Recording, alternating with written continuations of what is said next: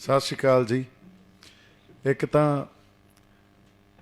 ਜਿਹੜੇ ਸ਼ਖਸੀਅਤਾਂ ਜਿਹੜੀਆਂ ਰੂਹਾਂ ਇੱਥੇ ਪਹੁੰਚੀਆਂ ਉਹਨਾਂ ਨੂੰ ਬਹੁਤ ਸਾਰਾ ਪਿਆਰ ਸਤਿਕਾਰ, ਕਿਉਂਕਿ ਆਪਾਂ ਬਾਹਲਾ ਪ੍ਰਚਾਰ ਨਹੀਂ ਕੀਤਾ ਸੀ ਤੇ ਸੁਨੇਹੇ ਘੱਲ ਬੰਦੇ ਵੀ ਨਹੀਂ ਬੁਲਾਏ ਸੀ ਵੀ ਤੁਸੀਂ ਆਓ ਤੇ ਆਪਾਂ ਗੱਲਬਾਤ ਕਰੀਏ। ਇਹ ਆਪਦੀ ਤੁਸੀਂ ਮੋਢਿਆਂ ਤੇ ਜਿਹੜੀ ਜ਼ਿੰਮੇਵਾਰੀ ਚੱਕ ਕੇ ਇੱਥੇ ਪਹੁੰਚੇ ਹੋ, ਇੱਕ ਗੱਲ ਤਾਂ ਪੱਕੀ ਆ ਵੀ ਹਰ ਬੰਦਾ ਪੰਜਾਬ ਦਾ ਦਰਦ ਆਪਦੇ ਅੰਦਰ ਲਈ ਬੈਠਾ ਵੀ ਇੱਕ ਪੰਜਾਬ ਨੂੰ ਚੰਗਾ ਸਾਰਥਕ ਸਮਾਜ ਦੇਈਏ, ਆਪਾਂ ਸਾਰਥਕ ਸਮਾਜ ਸਿਰਜੀਏ। ਕਿਉਂਕਿ ਹੁਣ ਇਹ ਗੱਲ ਅਸੀਂ ਸਮਝ ਚੁੱਕੇ ਹਾਂ ਵੀ ਹੁਣ ਸਾਡੇ ਤੋਂ ਹੋਰ ਸਿਹਾ ਨਹੀਂ ਜਾਂਦਾ ਜਿੱਧਰ ਨੂੰ ਆਪਾਂ ਤੁਰ ਪਏ ਹਾਂ। ਚਾਹੇ ਸਾਡੇ ਜਦੋਂ ਸਾਰਥਕ ਸਮਾਜ ਦੀ ਗੱਲ ਕਰਦੇ ਹਾਂ ਤਾਂ ਆਪਸ 'ਚ ਇੱਕ ਸਾਂਝੀਵਾਲਤਾ ਹੋਵੇ, ਪਿਆਰ ਸਤਿਕਾਰ ਹੋਵੇ, ਤਹਿਜ਼ੀਬ ਹੋਵੇ ਇੱਕ ਦੂਜੇ ਨਾਲ ਵਿਚਰਨ ਦੀ। ਜਾਂ ਅੱਜ ਕਿਸਾਨੀ ਸੰਕਟ 'ਤੇ ਆਪਾਂ ਆ ਕੇ ਖੜ੍ਹੇ ਹੋਏ ਹਾਂ, ਉਸ 'ਚੋਂ ਇੱਕ ਉਭਾਰ ਪ੍ਰਗਟ ਹੋਇਆ, ਉਭਾਰ ਨਿਕਲਿਆ, ਤਾਂ ਉਹਦੀ ਵੀ ਜੜ ਕਿੱਥੇ ਪਈ ਆ। ਹਾਲਾਂਕਿ ਗੱਲ ਆਪਾਂ ਸ਼ੁਰੂ ਕੀਤੀ ਆ, ਆਪਣਾ ਵਿਸ਼ਾ ਜ਼ਰੂਰ ਪੰਜਾਬ ਕੇਂਦਰਿਤ ਖੇਤੀਬਾੜੀ ਮਾਡਲ ਉਸਾਰਨ ਦਾ, ਪਰ ਮੈਨੂੰ ਲੱਗਦਾ ਔਰ ਅੱਜ ਹੀ ਗੱਲ ਇੱਕ ਇਹ ਲਹਿਰਾਂ 'ਚ ਕਈ ਵਾਰੀ ਵਿਚਰਦੇ ਹੀ ਰਣਨੀਤੀ ਬਣਾਉਣੀ ਪੈਂਦੀ ਹੁੰਦੀ ਆ। ਲਹਿਰਾਂ 'ਚ ਵਿਚਰਦੇ ਹੀ ਕਈ ਗੱਲਾਂ ਸਾਡੇ ਸਾਹਮਣੇ ਆਉਂਦੀਆਂ। ਅਤੇ ਮੇਰੀ ਸਮਝ ਜਿੰਨੀ ਕੁ ਬਣੀ ਆ ਉਹ ਇਹ ਆ ਵੀ ਸਾਡੇ ਕੋਲ ਪਹਿਲਾਂ ਪੋਲੀਟੀਕਲ ਜਿਹੜੀ ਇੱਕ ਅਵੇਅਰਨੈਸ ਆ ਜਾਂ ਪੋਲੀਟੀਕਲ ਕੌਨਸ਼ੀਅਸਨੈਸ ਆ, ਉਹ ਬੜੀ ਘਾਟ ਆ। ਉਹ ਘਾਟ ਇੰਨੀ ਕੁ ਘਾਟ ਆ ਸਾਡੇ 'ਚ ਵੀ ਸਾਨੂੰ 5 ਸਾਲਾਂ 'ਚ ਇੱਕ ਵੋਟ ਪਾਉਣੀ ਆ, ਅਸੀਂ ਇੱਥੋਂ ਤੱਕ ਹੀ ਸੀਮਤ ਕਰ ਦਿੱਤਾ ਗਿਆ। ਇਦੋਂ ਜ਼ਿਆਦਾ ਪੋਲੀਟੀਕਲ ਇੱਕ ਕੌਨਸ਼ੀਅਸਨੈਸ ਸਾਡੇ ਕੋਲ ਹੁੰਦੀ ਨਹੀਂ। ਸਾਡੀ ਬਸ ਵੋਟ ਪਾਓ, ਇੱਕ ਆਪਦਾ ਨੇਤਾ ਚੁਣੋ, ਉਹ ਕੀ ਕਰਦੇ ਆ ਕੀ ਨਹੀਂ ਕਰਦੇ, ਇੱਕ ਪੂਰਾ ਸਿਸਟਮ, ਇੱਕ ਸਟੇਟ ਕਿਵੇਂ ਉਸਾਰ ਦਿੰਦੇ ਆ, ਉਹਦੇ ਪਿੱਛੇ ਵਿਚਾਰਧਾਰਾ ਕੀ ਚੱਲ ਰਹੀ ਆ, ਮਾਨਸਿਕਤਾ ਕੀ ਚੱਲ ਰਹੀ ਆ, ਉਹਨੂੰ ਆਪਾਂ ਕਦੇ ਸਮਝਦੇ ਹੀ ਨਹੀਂ ਆ, ਉੱਥੋਂ ਤੱਕ ਜਾਂਦੇ ਹੀ ਨਹੀਂ। ਪਿੱਛੇ ਉਹ ਲੱਖਾ ਬਾਈ ਵੀ ਆਇਆ, ਉਹਨਾਂ ਨੂੰ ਪਲੀਜ਼ ਲੈ ਕੇ ਆਓ। ਬਾਈ ਇੱਧਰ ਆ ਜਾਓ ਪਲੀਜ਼, ਇੱਧਰ ਆ ਜਾਓ, ਇੱਧਰ ਆ ਜਾਓ ਪਲੀਜ਼।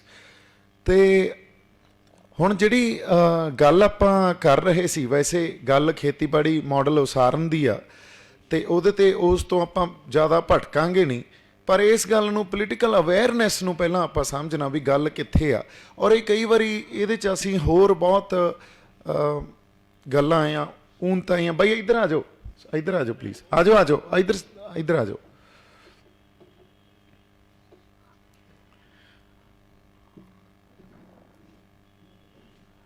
ਕਈ ਵਾਰੀ ਲਹਿਰਾਂ 'ਚ ਵੱਖ-ਵੱਖ ਸ਼ਖਸੀਅਤਾਂ, ਵੱਖ-ਵੱਖ ਜਥੇਬੰਦੀਆਂ ਜਾਂ ਪੰਜਾਬ ਇੱਕ ਸੰਘਰਸ਼ ਲੜ ਰਿਹਾ, ਆਪਾਂ ਉੱਥੋਂ ਗੱਲ ਸ਼ੁਰੂ ਕਰਦੇ ਹਾਂ। ਸੰਘਰਸ਼ ਦੋ ਤਰ੍ਹਾਂ ਨਾਲ ਲੜਿਆ ਜਾਂਦਾ ਹੁੰਦਾ। ਇੱਕ ਸੰਘਰਸ਼ ਹੁੰਦਾ ਆਪਦੇ ਹਿੱਤਾਂ ਲਈ, ਆਪਦੇ ਹੱਕਾਂ ਲਈ, ਜਿੱਥੇ ਅਸੀਂ ਕਹਿੰਦੇ ਹਾਂ ਸਾਨੂੰ ਸਾਡੇ ਹੱਕ ਮਿਲਣੇ ਚਾਹੀਦੇ ਆ। ਇੱਕ ਸੰਘਰਸ਼ ਹੁੰਦਾ ਜਿਹੜਾ ਕਿਸੇ ਸੋਧਾਂ ਜਾਂ ਕਿਸੇ ਰਿਆਇਤਾਂ ਲਈ ਲੜਿਆ ਜਾਂਦਾ। ਇਹ ਦੋਨੇ ਸੰਘਰਸ਼ ਲੜੇ ਗਏ ਆ ਵੱਖ-ਵੱਖ ਤਰ੍ਹਾਂ 'ਤੇ। ਮੈਂ ਦੋਨਾਂ 'ਤੇ ਕੋਈ ਸਹੀ ਜਾਂ ਠੀਕ ਦੇ ਠੱਪੇ ਨਹੀਂ ਲਾ ਰਿਹਾ। ਸੰਘਰਸ਼ ਅਨਿਆਂ 'ਚੋਂ ਹੀ ਪੈਦਾ ਹੁੰਦੇ ਆ। ਅਨਿਆਂ ਦੇ ਖਿਲਾਫ ਇੱਕ ਆਵਾਜ਼ ਬੁਲੰਦ ਹੁੰਦੀ ਆ ਅਤੇ ਉੱਥੇ ਆਪਾਂ ਇੱਕ ਸੰਘਰਸ਼ ਲੜਦੇ ਹਾਂ, ਕਹਿੰਦੇ ਹਾਂ ਸਾਨੂੰ ਸਾਡੇ ਹੱਕ ਮਿਲਣੇ ਚਾਹੀਦੇ ਆ ਅਤੇ ਸਾਡੇ ਨਾਲ ਨਿਆਂ ਹੋਣਾ ਚਾਹੀਦਾ। ਇਹ ਹੁੰਦਾ ਹੱਕਾਂ ਦਾ ਸੰਘਰਸ਼। ਜਿਹੜਾ ਸੰਘਰਸ਼ ਸੋਧਾਂ ਜਾਂ ਰਿਆਇਤਾਂ ਲਈ ਲੜਿਆ ਜਾਂਦਾ, ਉਹ ਹੱਕਾਂ ਦੇ ਸੰਘਰਸ਼ ਤੋਂ ਥੋੜ੍ਹਾ ਜਿਹਾ ਊਣਾ ਹੁੰਦਾ, ਤਾਂ ਕਿਸੇ ਨਾ ਕਿਸੇ ਤਰ੍ਹਾਂ ਉਹ ਨਿਆਂ ਦਾ ਵੀ ਪੱਖ ਪੂਰ ਰਿਹਾ ਹੁੰਦਾ, ਉਹਨਾਂ ਕੁ ਊਣਾਪਣ। ਸੋ ਇਹ ਗੱਲ ਹਮੇਸ਼ਾ ਹੀ ਸੰਘਰਸ਼ਾਂ 'ਚ ਰਹੂਗੀ। ਪਰ ਜਿਹੜੀ ਗੱਲ ਮਾੜੀ ਆ ਜਾਂ ਜਿਹੜੀ ਮਾਡਰਨ ਐਜੂਕੇਸ਼ਨ ਨੇ ਇੱਕ ਬਾਈਨਰੀਜ਼ ਕ੍ਰੀਏਟ ਕਰਦੀ ਆ, ਉਹ ਵੱਖਰੇ ਵੱਖਰੇ ਧਿਰ ਕ੍ਰੀਏਟ ਕਰ ਦਿੰਦੀ ਆ। ਜਿਹੜੇ ਬੰਦੇ ਹੱਕਾਂ ਲਈ ਸੰਘਰਸ਼ ਲੜ ਰਹੇ ਆ ਅਤੇ ਜਿਹੜੇ ਸੋਧਾਂ ਲਈ ਜਾਂ ਰਿਆਇਤਾਂ ਲਈ ਲੜ ਰਹੇ ਆ, ਉਹ ਇੱਕ ਦੂਜੇ ਦੇ ਉਲਟ ਹੋ ਜਾਂਦੇ ਆ, ਇੱਕ ਦੂਜੇ ਦੇ ਉਲਟ ਪੋਜੀਸ਼ਨ ਲੈ ਲੈਂਦੇ ਆ ਉਸੇ ਚੱਲਦੇ ਸੰਘਰਸ਼ 'ਚ ਹੀ। ਮਕਸਦ ਚਾਹੇ ਕਿਸੇ ਦਾ ਉਹਨਾਂ ਦੋਨਾਂ ਦਾ ਸੇਮ ਹੋਵੇ, ਇੱਕ ਦਾ ਛੋਟਾ ਅਤੇ ਇੱਕ ਦਾ ਵੱਡਾ, ਪਰ ਉਹ ਇੱਕ ਦੂਜੇ ਦੇ ਉਲਟ ਪੋਜੀਸ਼ਨ ਲੈ ਲੈਂਦੇ ਆ। ਸੋ ਇਹ ਬਾਈਨਰੀ ਕ੍ਰੀਏਟ ਹੋਣੀ ਆ ਜਿਹੜੀ। ਔਰ ਜਿਹੜੇ ਬੰਦੇ ਐਨਾਲਾਈਜ਼ ਕਰਦੇ ਆ ਸੰਘਰਸ਼ਾਂ ਨੂੰ, ਉਹ ਵੀ ਫਿਰ ਉਹਨਾਂ ਦੇ ਉਲਟ ਲਿਖਣਾ, ਇੱਕ ਦੇ ਹੱਕ 'ਚ ਅਤੇ ਇੱਕ ਦੇ ਉਲਟ, ਦੂਜਿਆਂ ਨੇ ਉਹਦੇ ਹੱਕ 'ਚ ਲਿਖਣਾ ਅਤੇ ਉਹਦੇ ਉਲਟ ਲਿਖਣਾ। ਉਹ ਬਾਈਨਰੀ ਐਡੀ ਸਟਰੋਂਗ ਕ੍ਰੀਏਟ ਹੋ ਜਾਂਦੀ ਆ। ਅਤੇ ਸੰਘਰਸ਼ ਨੂੰ ਐਨਾਲਾਈਜ਼ ਕਰਨਾ, ਜਿਹੜੇ ਐਨਾਲਾਈਜ਼ ਕਰਦੇ ਆ, ਉਹਦਾ ਅਧਿਐਨ ਕਰਦੇ ਆ, ਉਹ ਡਰਾਇੰਗ ਰੂਮਸ 'ਚ ਬੈਠ ਕੇ ਆਪਦੇ, ਉਹਨਾਂ ਨੇ ਤਾਂ ਖਬਰਾਂ ਪੜ੍ਹਨੀਆਂ, ਉੱਥੇ ਬੈਠ ਕੇ ਉਹਦਾ ਅਧਿਐਨ ਕਰਨਗੇ ਤੇ ਉਹਨੂੰ ਐਨਾਲਾਈਜ਼ ਕਰਕੇ ਸਾਡੇ ਸਾਹਮਣੇ ਪੇਸ਼ ਕਰ ਦਿੰਦੇ ਆ, ਫਿਰ ਅਸੀਂ ਉਹਨਾਂ ਨੂੰ ਪੜ੍ਹਦੇ ਹਾਂ। ਪਰ ਜਦੋਂ ਕਿਸੇ ਸੰਘਰਸ਼ ਜਾਂ ਲਹਿਰ ਨੂੰ ਅਸੀਂ ਅਧਿਐਨ ਕਰਨਾ ਜਾਂ ਉਹਦੇ ਬਾਰੇ ਕੁਝ ਜਾਣਨਾ ਤਾਂ ਉਹਦੀ ਜਿਹੜੀ ਰਿਐਲਿਟੀ ਆ ਨਾ ਉਹ ਬਹੁਤ ਪੱਖੀ ਹੁੰਦੀ ਆ, ਮਲਟੀ ਡਾਇਮੈਂਸ਼ਨਲ ਰਿਐਲਿਟੀ ਹੁੰਦੀ ਆ ਉਹਦੀ। ਜਿਹੜਾ ਗਰਾਊਂਡ ਤੇ ਕੁਝ ਚੱਲ ਰਿਹਾ ਉਹ ਬੜਾ ਹੀ ਵੱਖਰਾ ਵਰਤਾਰਾ ਹੁੰਦਾ, ਤੇ ਜਿਹੜਾ ਕਿਸੇ ਨੇ ਡਰਾਇੰਗ ਰੂਮ 'ਚ ਬੈਠ ਕੇ ਸਮਝ ਕੇ ਲਿਖਣਾ ਉਹ ਬਹੁਤ ਵੱਖਰਾ। ਉਹ ਇੱਕ ਦੋ ਪਹਿਲੂ ਹੀ ਉਹਦੇ ਸਮਝ ਸਕਦੇ ਆ, ਪਰ ਜਿਹੜੀ ਰਿਐਲਿਟੀ ਆ ਉਹ ਹਮੇਸ਼ਾ ਹੀ ਮਲਟੀ ਡਾਇਮੈਂਸ਼ਨਲ ਹੋਊਗੀ, ਬੜੇ ਪੱਖ ਹੋਣਗੇ ਉਹਦੇ। ਸੋ ਲਹਿਰਾਂ ਤੇ ਸੰਘਰਸ਼ਾਂ ਨੂੰ ਉਹੀ ਸਮਝ ਸਕਦੇ ਆ ਜਿਨ੍ਹਾਂ ਕੋਲੇ ਗਰਾਊਂਡ ਰਿਐਲਿਟੀ ਦਾ ਵੀ ਅਨੁਭਵ ਹੋਵੇ ਤੇ ਜਿਹਦੇ ਕੋਲੇ ਜਿਹੜੀ ਇੱਕ ਮਾਡਰਨ ਐਜੂਕੇਸ਼ਨ 'ਚ ਜਿਵੇਂ ਫਾਰਮੂਲਾਜ਼ ਘੜਤੇ ਵੀ ਜੇ ਪੋਲੀਟੀਕਲ ਜਾਂ ਇੱਕ ਰਾਜਸੀ ਸੰਘਰਸ਼ ਨੂੰ ਦੇਖਣਾ ਤਾਂ ਕਿਵੇਂ ਦੇਖਿਆ ਜਾਣਾ ਚਾਹੀਦਾ, ਉਹਦੇ ਆਹ ਫਾਰਮੂਲਾਜ਼ ਆ ਜਾਂ ਉਹਦੇ ਆਧਾਰ ਹੁੰਦੇ ਆ, ਜਾਂ ਜਿਵੇਂ ਆਪਾਂ ਆਪਦੇ ਹੱਕਾਂ ਲਈ ਸੰਘਰਸ਼ ਲੜ ਰਹੇ ਹਾਂ ਉਹਨੂੰ ਕਿਵੇਂ ਦੇਖਿਆ ਜਾਣਾ ਚਾਹੀਦਾ। ਸੋ ਹੁਣ ਜਿਹੜੀ ਗੱਲ ਤੇ ਮੈਂ ਆ ਰਿਹਾ, ਜਦੋਂ ਤੱਕ ਸਾਡੇ ਕੋਲੇ ਪੋਲੀਟੀਕਲ ਅਸੀਂ ਖੜੇ ਕਿੱਥੇ ਆ, ਪੋਲੀਟੀਕਲ ਅਵੇਅਰਨੈਸ ਜਾਂ ਕੌਨਸ਼ੀਅਸਨੈਸ ਨਹੀਂ ਆ ਨਾ, ਤਾਂ ਸਾਨੂੰ ਇਹ ਵੀ ਨਹੀਂ ਸਮਝ ਆ ਰਿਹਾ ਵੀ ਖੇਤੀਬਾੜੀ ਮਾਡਲ ਕਿਉਂ ਪੰਜਾਬ ਦਾ ਅਸਰ ਰਹਿ ਜਾਣਾ ਚਾਹੀਦਾ। ਇਹ ਗੱਲ ਸਮਝਣੀ ਬੜੀ ਜ਼ਰੂਰੀ ਆ, ਕਿਉਂਕਿ ਸਾਡੇ ਕੋਲੇ ਪੰਜਾਬ ਦੇ ਫੈਸਲੇ ਲੈਣ ਦਾ ਹੱਕ ਨਹੀਂ ਆ। ਜੇ ਪੰਜਾਬ ਕੋਲੇ ਪੰਜਾਬ ਦੇ ਫੈਸਲੇ ਲੈਣ ਦਾ ਹੱਕ ਨਹੀਂ ਆ ਤਾਂ ਸਾਡੇ ਫੈਸਲੇ ਜਦੋਂ ਕੋਈ ਬਾਹਰਲਾ ਲੈਂਦਾ ਤਾਂ ਉਹਦੀ ਸੈਂਸ ਆਫ ਬਿਲੋਂਗਿੰਗਨੈਸ ਸਾਡੀ ਧਰਤੀ ਨਾਲ, ਸਾਡੇ ਲੋਕਾਂ ਨਾਲ, ਸਾਡੇ ਦੇ ਇੱਥੋਂ ਦੇ ਵਾਤਾਵਰਨ ਨਾਲ ਉਹ ਓਨੀ ਨਹੀਂ ਹੋ ਸਕਦੀ ਜਿੰਨੀ ਸਾਡੀ ਆ। ਅੱਜ ਹੀ ਅਸੀਂ ਗੱਲ ਕਰ ਰਹੇ ਸੀ, ਸਾਡੇ ਬਜ਼ੁਰਗ ਕਹਿੰਦੇ ਹੁੰਦੇ ਸੀ ਯਾਰ ਧਰਤੀ ਤੇ, ਮੈਂ ਅੱਜ ਬਠਿੰਡੇ ਆਇਆ ਕਈ ਗਲੀਆਂ 'ਚੋਂ ਹੁਣ ਲੰਘਦਾ ਤੇ ਮੈਂ ਦੇਖਿਆ ਕਿਵੇਂ ਛੱਤਿਆ ਪਿਆ ਸ਼ਹਿਰ, ਤੇ ਅਸੀਂ ਅੱਜ ਹੀ ਗੱਲ ਕਰ ਰਹੇ ਸੀ ਯਾਰ ਧਰਤੀ ਤੇ ਇੰਨਾ ਭਾਰ ਪਾਈ ਜਾਂਦੇ ਆ। ਇਹ ਬਜ਼ੁਰਗਾਂ 'ਚ ਸਾਡਿਆਂ 'ਚ ਇੱਕ ਬਿਲੋਂਗਿੰਗ ਹੁੰਦੀ ਸੀ। ਹਾਲਾਂਕਿ ਇਹ ਕਿਤੋਂ ਚੱਕ ਕੇ ਕਿਤੇ ਭਾਰ ਪੈਣਾ, ਬੈਲੈਂਸ ਤਾਂ ਹੋ ਸਕਦਾ ਉਵੇਂ ਹੀ ਰਹਿਣਾ, ਪਰ ਇਹ ਸੈਂਸ ਆਫ ਬਿਲੋਂਗਿੰਗਨੈਸ ਹੈ ਨਾ ਜਿਹੜੀ, ਉਹ ਲੋਕਲ ਬੰਦਿਆਂ 'ਚ ਜ਼ਿਆਦਾ ਹੋਊਗੀ ਬਸ਼ਰਤ ਜਿਹੜੇ ਦਿੱਲੀ 'ਚ ਬੈਠੇ ਹੋਣ, ਪਾਰਲੀਮੈਂਟ 'ਚ ਬੈਠ ਕੇ ਸਾਡੇ ਜਿਹੜੇ ਸਿਧਾਂਤ ਜਾਂ ਸਾਡੀਆਂ ਰਣਨੀਤੀਆਂ ਜਾਂ ਸਾਡੀਆਂ ਨਵੀਆਂ ਨੀਤੀਆਂ ਇੱਥੇ ਕੀ ਉਹਨਾਂ ਨੇ ਸਾਡੇ ਤੇ ਲਾਗੂ ਕਰਨੀਆਂ ਉਹ ਘੜਦੇ ਹੋਣ। ਅੱਜ ਜਿਹੜੀ ਨਵੀਂ ਮਾਡਰਨ ਐਜੂਕੇਸ਼ਨ ਦੇ ਨਾਲ ਜਾਂ ਨਵੀਂ ਮਾਡਰਨ ਸਿਵਲਾਈਜੇਸ਼ਨ ਇੱਕ ਕ੍ਰੀਏਟ ਹੋ ਰਹੀ ਆ, ਉਹਨਾਂ ਨੇ ਵੀ ਇਹ ਗੱਲ ਸਮਝ ਲਈ ਵੀ ਜਿਹੜੀ ਲੋਕਲਾਈਜ਼ਡ ਆ ਡਿਵੈਲਪਮੈਂਟ, ਇੱਕ ਸਾਰਥਿਕ ਵਿਕਾਸ ਲੋਕਲਾਈਜ਼ਡ ਡਿਵੈਲਪਮੈਂਟ ਨਾਲ ਹੋ ਸਕਦਾ, ਸੈਂਟਰਲਾਈਜ਼ਡ ਡਿਵੈਲਪਮੈਂਟ ਨਾਲ ਸਾਰਥਿਕ ਵਿਕਾਸ ਨਹੀਂ ਹੋ ਸਕਦਾ। ਸੋ ਇਸ ਕਰਕੇ ਅਸੀਂ ਜਿਹੜਾ ਸੰਘਰਸ਼ ਆਪਦੇ ਹੱਕਾਂ ਦੀ ਗੱਲ ਕਰ ਰਹੇ ਹਾਂ, ਗੱਲ ਇੱਥੇ ਆ ਗਈ ਆ ਵੀ ਸਾਡੇ ਕੋਲੇ ਸਾਡੇ ਫੈਸਲੇ ਲੈਣ ਦੇ ਹੱਕ ਹੋਣ।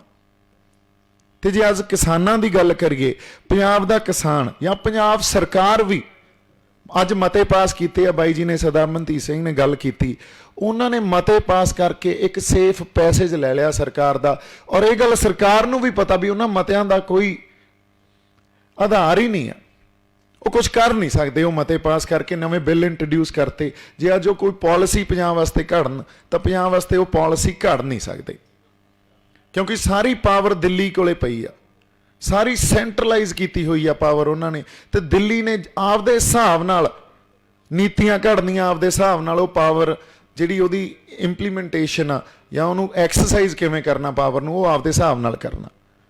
ਪਹਿਲਾਂ ਤਾਂ ਉਹਨੂੰ ਸੈਂਟਰਲਾਈਜ਼ ਕਰ ਲੈਂਦੇ ਆ, ਸਮੇਂ ਤੋਂ ਸੰਵਿਧਾਨ 'ਚ ਸੋਧਾਂ ਕਰ ਕਰਕੇ ਪਾਵਰ ਨੂੰ ਸੈਂਟਰਲਾਈਜ਼ ਕਰ ਲਿਆ, ਉਦੋਂ ਬਾਅਦ ਉਹ ਪਰਸਨਲਾਈਜ਼ ਕਰ ਲੈਂਦੇ ਆ। ਅੱਜ ਪਾਵਰ ਜਿਹੜੀ ਉਹ ਤੁਸੀਂ ਇਹ ਦੇਖ ਲਓ ਵੀ ਮੋਦੀ ਤੇ ਅਮਿਤ ਸ਼ਾਹ, ਇਹ ਦੋ ਬੰਦਿਆਂ ਕੋਲੇ, ਬਾਕੀ ਸਾਰੇ ਮੋਹਰਾਂ ਲਾਉਂਦੇ ਆ ਉੱਥੇ।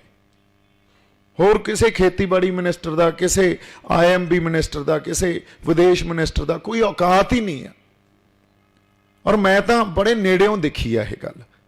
ਸੋ ਜੇ ਪਾਵਰ ਇੰਨੀ ਸੈਂਟਰਲਾਈਜ਼ ਹੋਊਗੀ ਔਰ ਉਸ ਬਾਦਸ਼ਾਹੀ ਸਿਸਟਮ ਨੂੰ ਤੋੜ ਕੇ ਇਹਨਾਂ ਨੇ ਇੱਕ ਡੈਮੋਕ੍ਰੇਸੀ ਘੜੀ ਵੀ ਡੈਮੋਕ੍ਰੈਟਿਕ ਸਿਸਟਮ ਆ ਜਿੱਥੇ ਲੋਕਾਂ ਦੀ ਗੱਲ ਹੋਣੀ ਚਾਹੀਦੀ ਆ, it is by the people, for the people, of the people, that's what democracy is, right.